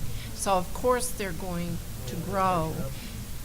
Then you look at Barton, and it has such a strong military presence that I'm sure some of its online enrollment growth is due to serving the military. One of the other things... Highland, they have a lot of off-campus... They do now. They have a fairly large service area. It's multi-campus, and it is only in the fairly recent past that they've begun to go out into that service area either physically or via online. And I see Stephen and Mary nodding their heads, so I think it's more than speculation on my part. No, I noticed her enrollment was over 3,000. I always thought I don't know. You're talking about a small school. 3,000. Well, they merged with Atchison Area Vocational School, and I don't remember how long ago, but they now have 2 or 3 centers that they didn't have a few years ago in their service area. One of the other things to think about with online students, so with online students, they are not geographically bound. So they can be more, they can shop around more. So when you are looking for online students, you have to be more competitive because they can go anywhere. So whereas our students here in Wyandotte, we're very close, so geographically we have that on our side. For online, they can go anywhere in the U.S. So we have to step up our game and be just as competitive as all of those other schools so that they're still selecting us. Can you determine where those are coming from? Can you determine how many are coming from Missouri, how many come from Yes, that's India? that's in our next report we have for you. Yeah. We took a look at our enrollments to see where they were by state, and we're also going to take a look at our online enrollments to see where they are by state as well. So yes, it's on its way. Or country. Country is on there. We're taking a look at that because we do have an international population. Yeah. And so that would be another avenue that we could look at. So you can deliver online classes to international students in their home countries. So, and that's very cost effective. Right. So, all right. So then this next table you'll see, this is exclusively online enrollment. And so for the purpose of this report, the colleges that are highlighted in green were considered outliers because they had increases of 100% or more. But you can see KCKCC, we still have a decline of that 34% for online only as well. So we wanted to take a look at the different combinations of enrollments to see where we stacked up against these other community colleges. I'm sorry, I got, what's different about this study than the one right before it? Sure. So the one right before it was students who had at least one online course in addition to on-campus courses, whereas this one is online only. So they are exclusively online only students. So that's the difference there. So not only do we want to take a look at our enrollments, but we also want to see how successful are our students in these online classes. So when online enrollments were first becoming popular, that was one of the main focuses that faculty had were, how successful are these students going to be? Faculty don't want to set students up for failure. So we wanted to take a look at to see where our students were academically in these courses. So for fall and 2012, 13, 14, we took a look at their grades in their courses. So percentages for each of these semesters stayed pretty stable. And so you can see A, B, C, D, F, W, and WA, which we thought it was important to include the withdrawals in the report as well. And so what we did was we were to take what we would consider a pass, A, B, or C, and we put those together, and what we would consider not successful with D, F, W, WA, and we put that in the pie chart so you can see the percentage of who's successful and not successful in these classes. And it's pretty... WA, withdrawal administratively. And so you can see here that our percentages stay pretty consistent for each of the semesters at that 60-30. So 60% successfully passing and 30% not successfully passing. So of course we would want to, as we continue, to see a much higher percentage of passing, but still it's better than I was anticipating. Yeah, now this is an example of numbers and needing to unpack them. What is a realistic target for success? Are we in the ballpark? We way off? We're above? I mean, sometimes you'd be surprised. You look at a number and you don't think it's so good, but then comparatively, actually, so what? Right. So if you look, what does the number mean? Right. So we would need to compare this set of information compared to online, or online compared to on-campus, to see how successful our on-campus students are compared to online. We did take a look from fall 2012, 13, 14, and it is stable. So we're maintaining, but we're not seeing increase. But we do need to take a look at what the online looks like compared to on-ground. Wow, but what is a realistic target for online or on the ground, the success rate? Is it 2/3? Is it 3/4? Is it over that? What is a realistic? I'm not saying obviously we want 100%, right? But what is realistic? And how do we tie it in then with our Center for Teaching Excellence in analyzing the success and what we need to continue, and then, okay, well, maybe, we're not meeting some kind of need of a student. We are developed to meet the need that will exponentially assist in their success rate. Sure. Right? So are we looking forward to receiving that data? Of course, or is yes. that- The whole part of taking a look at this information was to then use the information to determine how we need to work together with other areas to be successful. So you're exactly right. So this was just that, get something to start the project. Start on the baseline. Yes. So that's what we're using this for. So there are plenty of support services for online students as well as on-ground students that we need to start working with. So CTE would be one of those, as well as Susan Stewart is dedicated to helping online students in information services. So this is just the start of working on how to increase and what the increase should look like. And can you do those numbers on disciplines, in other words, you can tell what that chart looks like for math, science? Yes, and we can. That seems to be kind of getting the meat of it. Right, and I used to always break it down by course as well. Better. Tina, according to my recollection, this is not an atypical figure for success rates. In fact, it's higher, as I recall, than perhaps the national average. I agree with the chair. Let's have a comparison, let's benchmark, let's set a goal. But when I saw the figure of 66% success, I thought that sounded pretty good, at least initially. Right, and for their semesters, it ranges from 64 to 67% success, and then 34 to 36% not successful. So. All right. Good information. Any other questions? No, I just wanted to add, Trustee Reels, to your point that I think this is a perfect example of how student services and academics should continue to work together, right? So, Yelena and Tom, they came up here and they talked about the Center for Teaching Excellence. They talked about their committee that they're looking at to review, our courses, and they're working with us. They're involving our Student Success Center, and I think that's exactly what needs to continue to happen, because I'm going to depend on their expertise to tell me what should be happening in those classes and what's the benchmark for those classes and, the courses that our students are taking. And they're going to depend on us to kind of tell them where are our students, how are our students doing. So I think, and I appreciate the work, yes, that you guys are doing. Tom?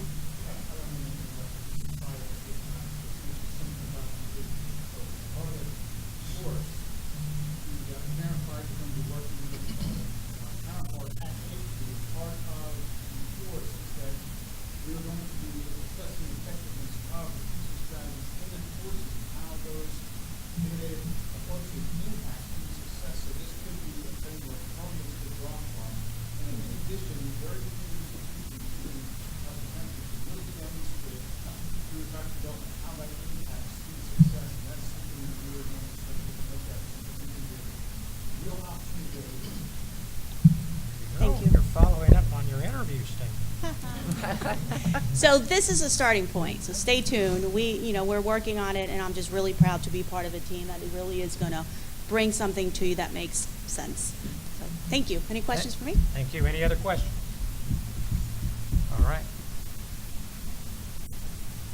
Let's see. Next on the agenda is Information Services Report, and that is pages 44 through 52 of your Board Effect. Unfortunately, I understand Dr. Baz has a medical situation, so I definitely on behalf of the board send out our positive thoughts to him and certainly wish him well. In his stay, who is presenting Information Services Report? It's likely that no one will present the report, but if there are questions, we are happy to convey those to Dr. Bass upon his return. Oh my, wow, that doesn't seem, okay, I'm gonna,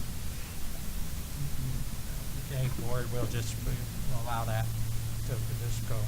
If there are questions, just please forward those to the president. We're now ready for Finance and Administrative Services Report, which is on pages 53 through 60 of your Board Chair, Effect. do we need to accept Dr. Wilson's report? Oh, yes. Oh, I'm sorry. I'll Yes. move to accept Dr. Wilson's report. I'm sorry.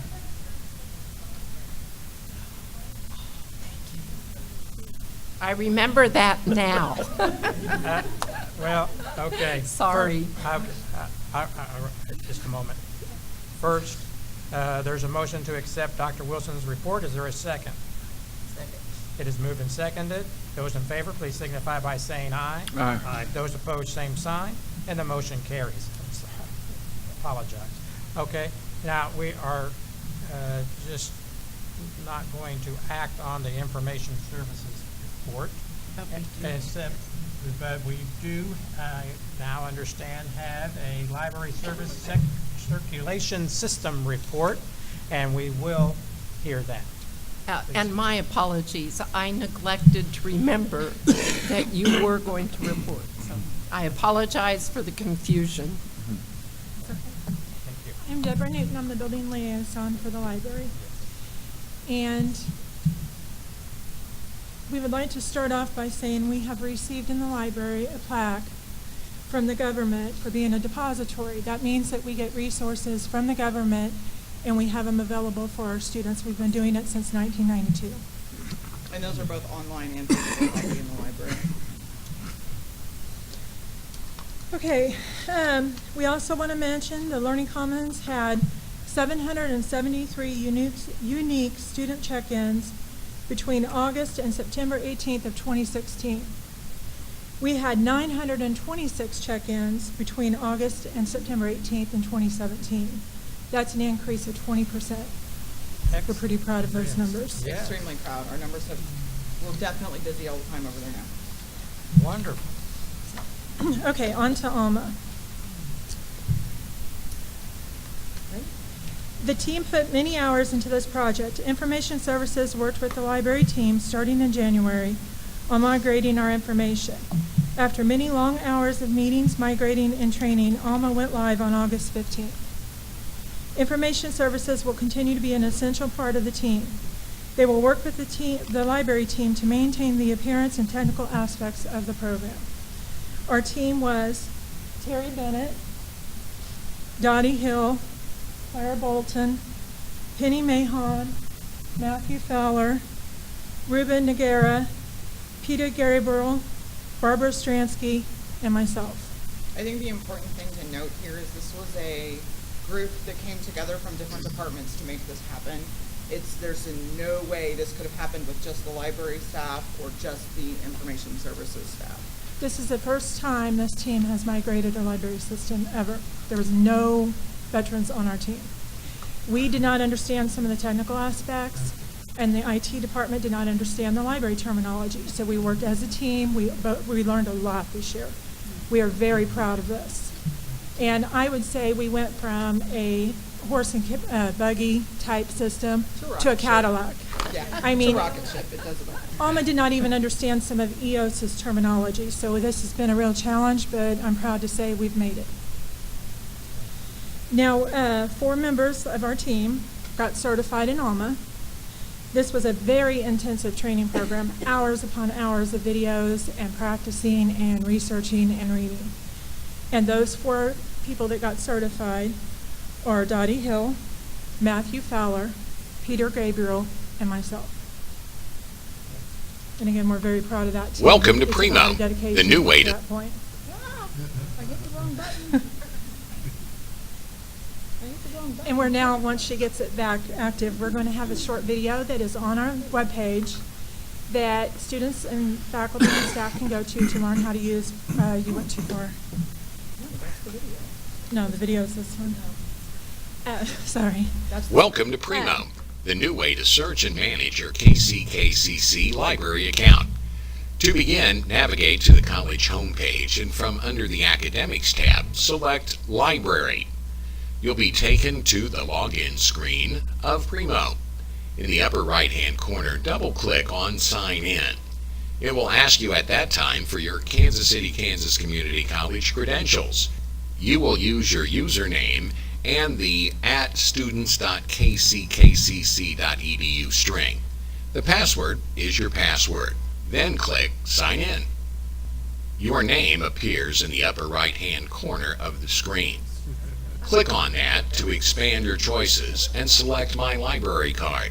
From this screen, you'll be able to check any books or other materials you have checked out and any requests that you have for future checkouts. Now let's do a search. We'll type cultural diversity into the search bar. And notice you have 4 methods to search: the library catalog, electronic articles, course reserves, which is material your instructor has reserved just for your class, or everything. Everything is somewhat broad, so let's search just the library catalog. And we get a series of results that are available in the KCKCC library. The green online access link allows you to view the materials directly from your browser. Just click that link and you'll be taken into an overview of the article, and from there you can click on the link available for online reading. At that point, you see the entire article and read it right from your browser. You can narrow your search to a specific type of article by using the selections in the left-hand column. For this example, we'll narrow our search to just audio and visual materials. Videos, in other words. Check the box and apply filters. At this point, the results have been narrowed to just audio and visual materials, and the green online link allows us to watch directly from our browser. When you're finished, just close that tab in your browser and you return to the search area. Hit Reset Filters. You're ready to click New Search and begin again. If you have questions regarding Primo, you can get help in the library located on the 2nd floor of the Learning Commons. And again, I worked with Pat Kelly on that video. It's on our library webpage, and hopefully that will aid any student, faculty, or staff trying to do a search. And this, it's important to note that this instructional video is a new service that we're offering. We have never had an instructional video out there for our students, faculty, and staff to access, so that if they're trying to do a search at 2 in the morning, like a lot of college kids do, and we're obviously not here, they have some guidance as to where they're going to get their information. Okay, and some of the benefits to moving to Alma. In EOS, patrons could not see what they had checked out, what their fines were, or renew their items. It was just not available to them. In Alma, they're able to do all 3. If you notice up in the right-hand corner where my name is, you click that, and all of your information comes up on your card. You can renew, you can see your fines, you can see when things are due, and that's what we need. We need transparency for our patrons. Searches are done from one screen in Alma. In EOS, you would have to go to the catalog and then, oh, I want a magazine. Well, then you would have to go back and then go into the databases. With this, it's all at the top and very easy to get to. It was not unrealistic for our students that were coming in to do research, looking for online articles, to have 10 tabs across the top of their screen, and they would just become overwhelmed. And then, like true college students, they forget to write down what they did, they forget how they got there, they come back 2 weeks later to do the next step of the assignment, and they cannot duplicate their search. So, one of the other nice features about this is it saves their search history. They can go back in and say, I know I was looking for something on Alzheimer's last week. They can, oh, there's Alzheimer's in last week's date. Click on it and it will repopulate their search results, including adding in anything new that's been added to the catalog. Amazing. Amazing. Where was this when I was going to school? I know. Well, and Alma and Primo is highly customizable. As we move forward, we're going to continue to make improvements and add content. The changes will be made to the content and parents as needed to fit the needs of the faculty, staff, and students. And we are in the process of adding some more databases that will help with the resources that the instructors and the students need. We have really just skimmed the surface of what this ILS can do for us. And as Deb said, we were all new going into this migration, so it was let's get the initial emergent things our students and faculty and staff need and get them off the ground and ready to go for the fall semester. So this is going to continue to evolve and change. We will continue to activate more and more options that this has. So as we go forward, it's just going to continue to better benefit everyone in the community. And the team will continue to meet as needed to make sure that we are progressing. There's so many more things we can even do with it that we haven't even started. I think trustees need an account. We can do that. Actually, Visit they us. should have an account because they have college email. Right. That's one of the nice things about this system. It actually communicates with our student information system. So as students enroll, they don't come to the library and find they don't have an account because the system hasn't loaded them in. We can do regular SIS loads. Ruben actually manages that for us, and they're there. They have access. So anyone that really has a college email address or college logon can actually log in. Yes. Oh, wonderful. And I would like to also add, I forgot to put it in the PowerPoint, we have recently started issuing the Kansas State Library cards, and we get $1 million worth of resources from the state library for about $1,000 a year. It's all the libraries in the state of Kansas come together, we divide the bill, and we get all these resources. So now we've trained ourselves, we're learning to issue the state library card. Students can get, or employees can get e-books, audio-visual, there's practice Audiobooks. tests, there's just unlimited, I mean, the Heritage Quest is on there if somebody's into genealogy. It just really opens up a lot more resources. And so I just wanted to make you guys aware of that as well. Okay. And we want to thank the board for supporting the library's mission to continue providing students, faculty, and staff with one of the most technically advanced library systems on the market. Very good. Well, thank you. Please extend to the rest of the staff our appreciation for their efforts. Awesome. Just some exciting things going on in library services and our Center for Teaching Excellence. The Learning Commons is truly that. And so you're all making that possible. Thank you.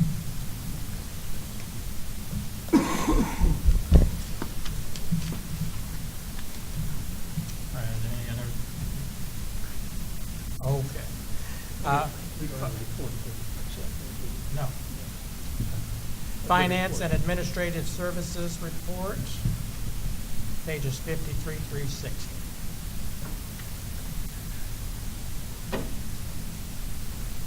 I'm going to make sure this thing works, because every time I turn around and hit the wrong button, it goes away. I had to tap it twice already, and fortunately, I got Doug here to help me put it back together. He's brought me back online a couple times already, John. But really, one of the things I want to mention, I like to think about now and what's next. We have so many great opportunities in front of us right now to really improve in the area of finance and human resources. That's really exciting. I mean, I 3 months ago, I was like a 3-day-a-week risk manager here, and over a period of 3 months now, I've become the HR director, the interim finance chief financial officer, the compliance officer, and I'm getting thin. It's really getting thin. But I think we've got lots of good things coming down the road. Let's not bring up any of it. You're doing a super job. And, one of the things I'd really like to mention in my report is when Dr. Hook puts her report together, it's really outstanding. I mean, I look at hers, I think all those things she's doing with basically little or no help from me. I even hate to put it under my name because I think she's doing a wonderful job, and I think you can see those things going down through there. And when you look at what's happening down in the tech area, it's growing down there. You'll notice on Cliff's report, he's bought some new equipment, some new lockers, we're making space. I think things are moving ahead there very nicely. Of course, the campus police is always, on the job, and you'll see where Chief Snyder has indicated some of the extra events they've been doing and things that's in front of them. Let's see what else I can. The bookstore seems to be running fine, and I think one thing you do really want to hear from me more than anything else is how we doing financially. What's last year looking like? We're closing up the books right now. We're looking for another strong finish. The auditors are here on campus now, and they should be done on it with their on-site work in 2 weeks, and so I think you'll see a report sometime in late October or early November, and I think we'll all be pleased that we've had another good year. And that's another situation where the Finance Committee, I know you all realize, meet on a monthly basis, and we talk a lot about things we can do and should do and opportunities. And I think bringing together the financial statements again this year will make us see there are options out there. There are things we can do. We talk about them all the time. And we'll bring some things to the Finance Committee next month. We'll look at the bridge again and see whether that's really the best place to place our money right now. And we're going to take a look at possibly painting the buildings rather than doing a major front entranceway. But all these things are still on the table. And like Tyrone said, we want to get it right. We don't want to make a mistake and look at it 3 months from now and say, gee, we could have done it differently and would have had more success. But so those things are moving along. As far as this year, we're basically on target. We feel comfortable with where we are in the budget. If you look at the numbers, it looks like we're a little bit, down from where we were a year ago, but we have some things that, some adjustments are going to take place to clear that up. Money-wise, you can always look at the banks and feel good about, gosh, we do have more money in the bank than what we had last year. That's a good positive. We just received a payment from the county for some tax money, so I think we're solid there. When we take a look at how we feel we're going to do cash-wise through the course of the year, we're happy to say we don't think we're going to have a real tight time again in December. We haven't had it for 2 years. I don't think we'll have it again this year. I think we have had three good years, and I think that goes back to the management we've had here. We've had 3 good years financially. Everything hasn't gone well maybe in some areas, but financially we've held our own really well. We're doing well with the electrical report, and the only other thing I would mention real quickly is institutional effectiveness. We talked about that a little earlier. That's going to make a real difference in the business office. And we just approved on the consent agenda a software package called Tableau, which I can't give you all the details on it, but I know it's going to produce the kind of dashboard information that you want out of the finance area. We have the data. I mean, we have the data out there in these enormous files, but getting it to a point where it's really meaningful is sometimes a real task. And I think Dr. Baz has come up with this solution. I think it's going to make a difference. Timeline on that, Bob, and we'll start getting those reports.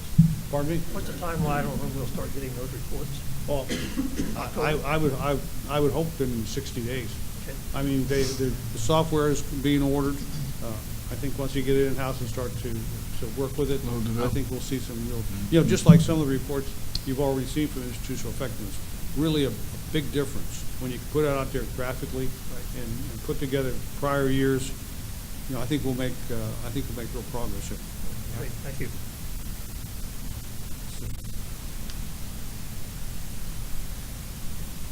I think that's about all I have, unless there's any questions. Are there any questions?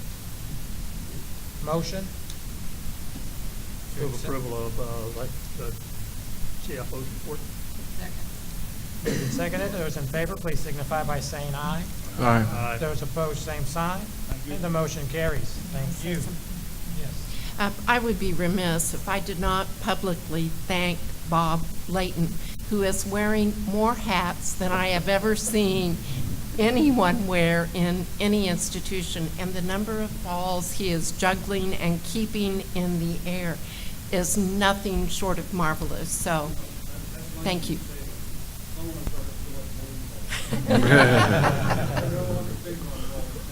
How many days you have left? Are you counting the days yet? Are you counting the days yet? How many you have left? Yes.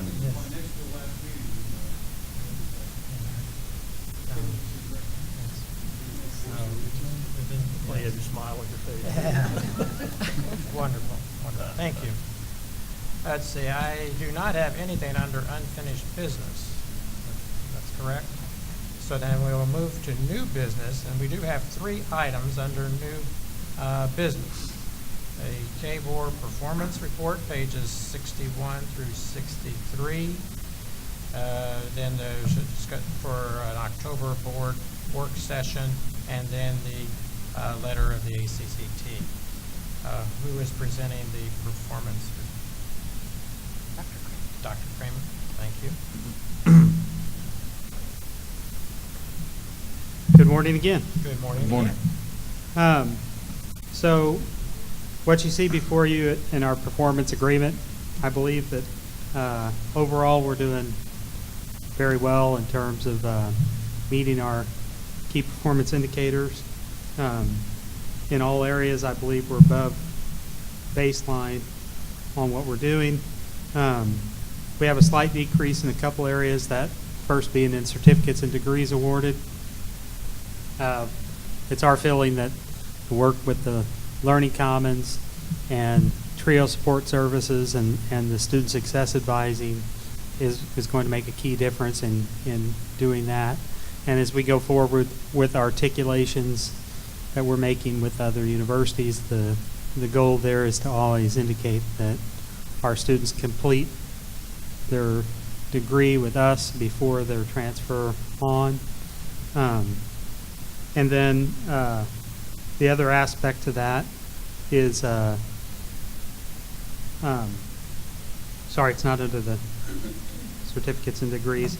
I was confusing it in with my information on completion and employment. So there's an aspect to our workforce entrepreneurship area in terms of making sure that students that have completed what they wish to do here at the college are either able to transfer on or are able to seek employment. So the work that's happening down in what used to be our T4E for entrepreneurial and workforce area is making a big difference in terms of what we hope will increase the rates of that as well, even more than it has.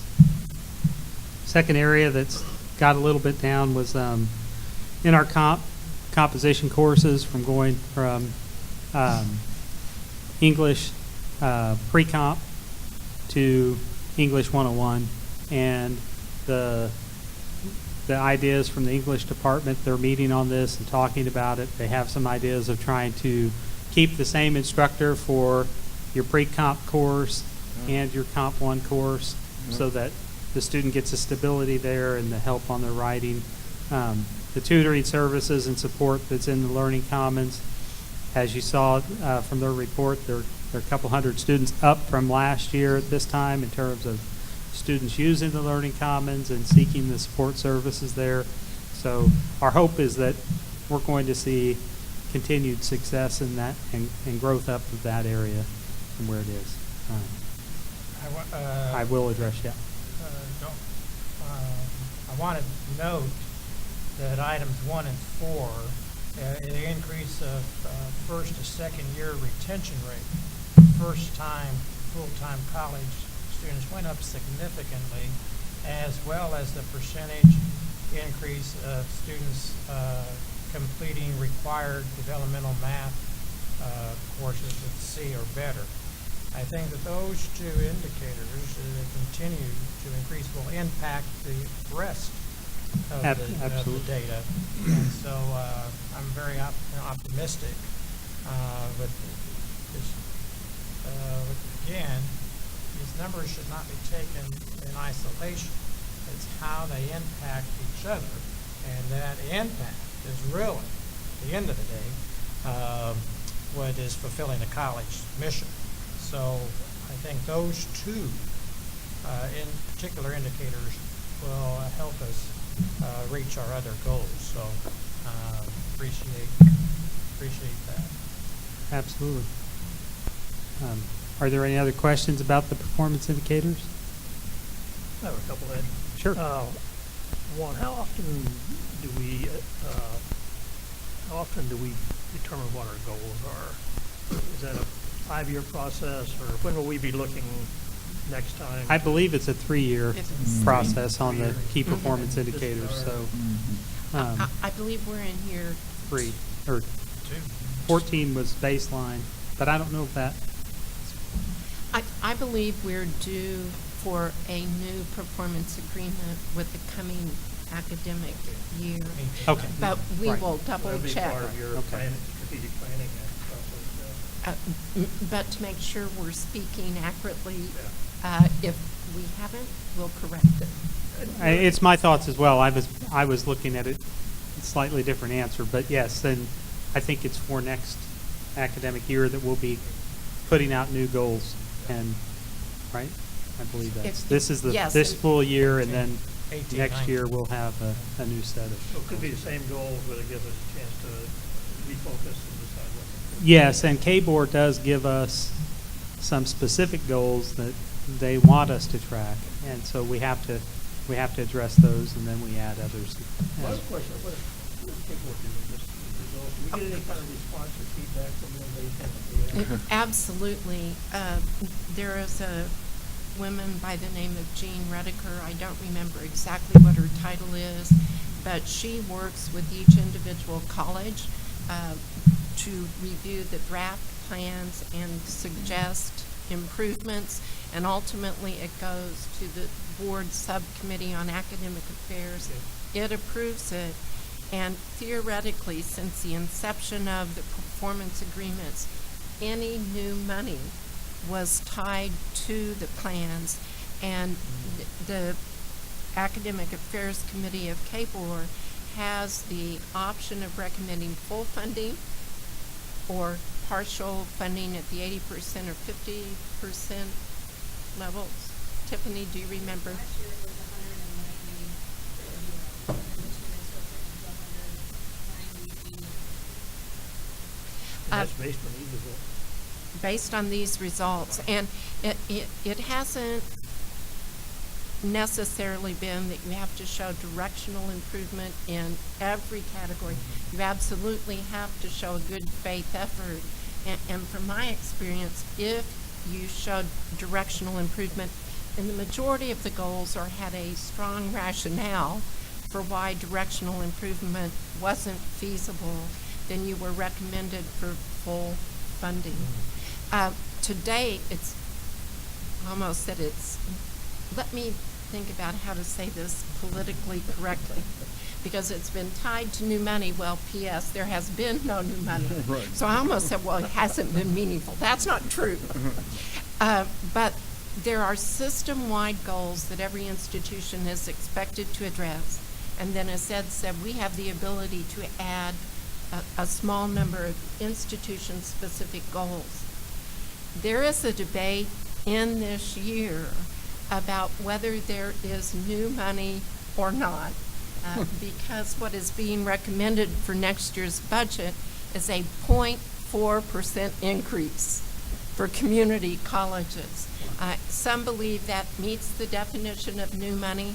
Some believes it doesn't, because it's should be used to offset the cuts that we have experienced over the last 2 years. Simply a restoration of So the cut.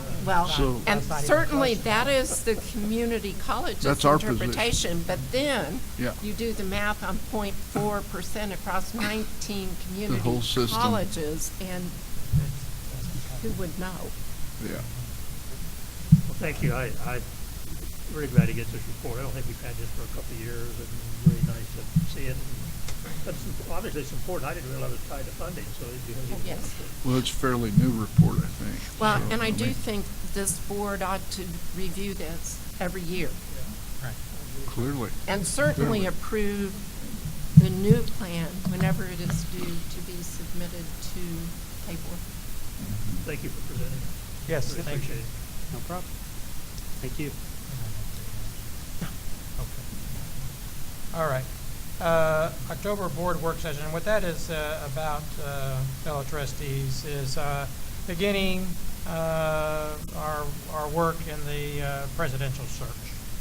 and having a consultant work with us to make sure that we have a process that is very clear, transparent, inclusive, and we begin that laying that platform for that to occur.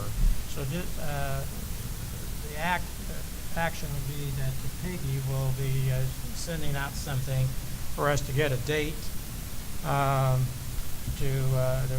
we can all meet, and it will be an open meeting, to have discussion about those planning forward. So be looking to that, and that you're looking in that first 2-week period of October. And the reason, when we go to the national conference, there is actually a work session on presidential searches, and so we will be attending that, and hopefully have meaningful information that will again assist us. So the timing there is excellent as far as for our community college. So after we have that information, along with our consultant, then everyone will be cognizant of how we are moving forward. Now we'll move to the ACT letter. I'd like to read the letter aloud. So the board has received an electronic copy of it, but I think it's important for those in attendance to hear it as well. So it is dated September 2017. Dear United States Congress, we write as the institutional leaders of America's community colleges, large and small, urban, suburban, and rural, and with widely varying student populations and programs. But each and every community college is dedicated to the proposition that accessible, high-quality college education should be available to all those who aspire to it. The President's decision to rescind the Deferred Action for Childhood Arrivals, DACA, program has created turmoil and anxiety on community college campuses across the country. The President's action gives Congress the enormous responsibility of acting quickly and definitively to ensure that DACA-covered students can continue to concentrate on their studies without fear of deportation or other disruptions. Now is the time to enact the DREAM Act or something similar to help thousands of DACA recipients pursue and achieve their dreams of a higher education. For many DACA recipients, the U.S. has been the only place they've ever called home. They must meet stringent requirements to qualify for the program. With the DACA work authorization, recipients are making enormous economic, social, and civic contributions. They should be encouraged to stay in our country, not face deportation. As leaders in our local communities, we hope that a bipartisan solution on this compelling issue can be reached quickly. We stand ready to provide any support needed to achieve this. Our students deserve nothing less. Sincerely, Walter G. Bumpus, Ph.D., President and CEO, on behalf of, and if KCKCC chooses to sign this letter, its name, along with all the other community colleges who choose to do so, will be listed on the letter sent to Congress. So I request that the board endorse or approve KCKCC signing this letter. Motion?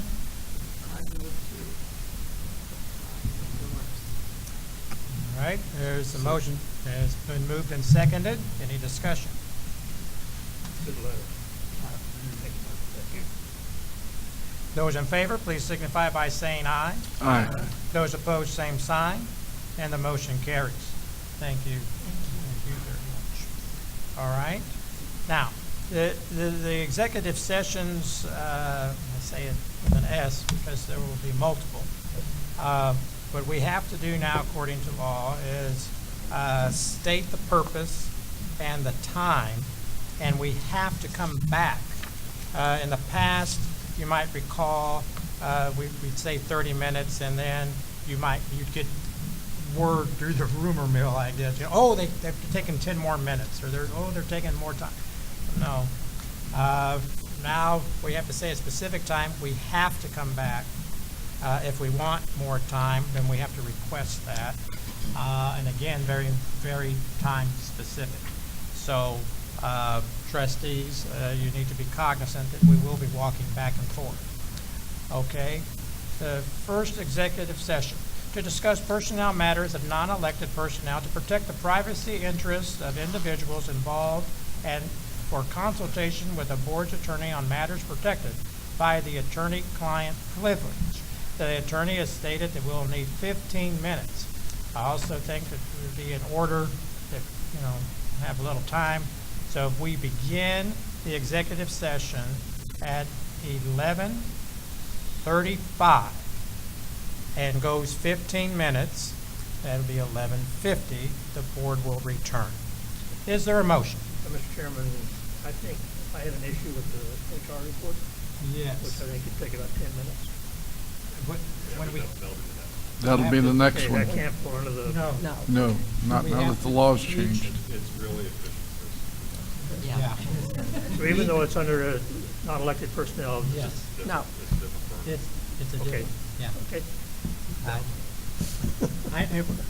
Folks, we're all just getting used to this new process, so please bear with us. I'm not a fan of the new system. But this is how it'll be. So, will there I be so action? move. Will there be action to follow? I'm not on this one, right? Okay. It's been moved. Is there a second? Second. Moved and seconded. Those in favor, please signify by saying aye. Aye. Those opposed, same sign, and the motion carries. We'll return at 11:50. Have to get our steps, folks.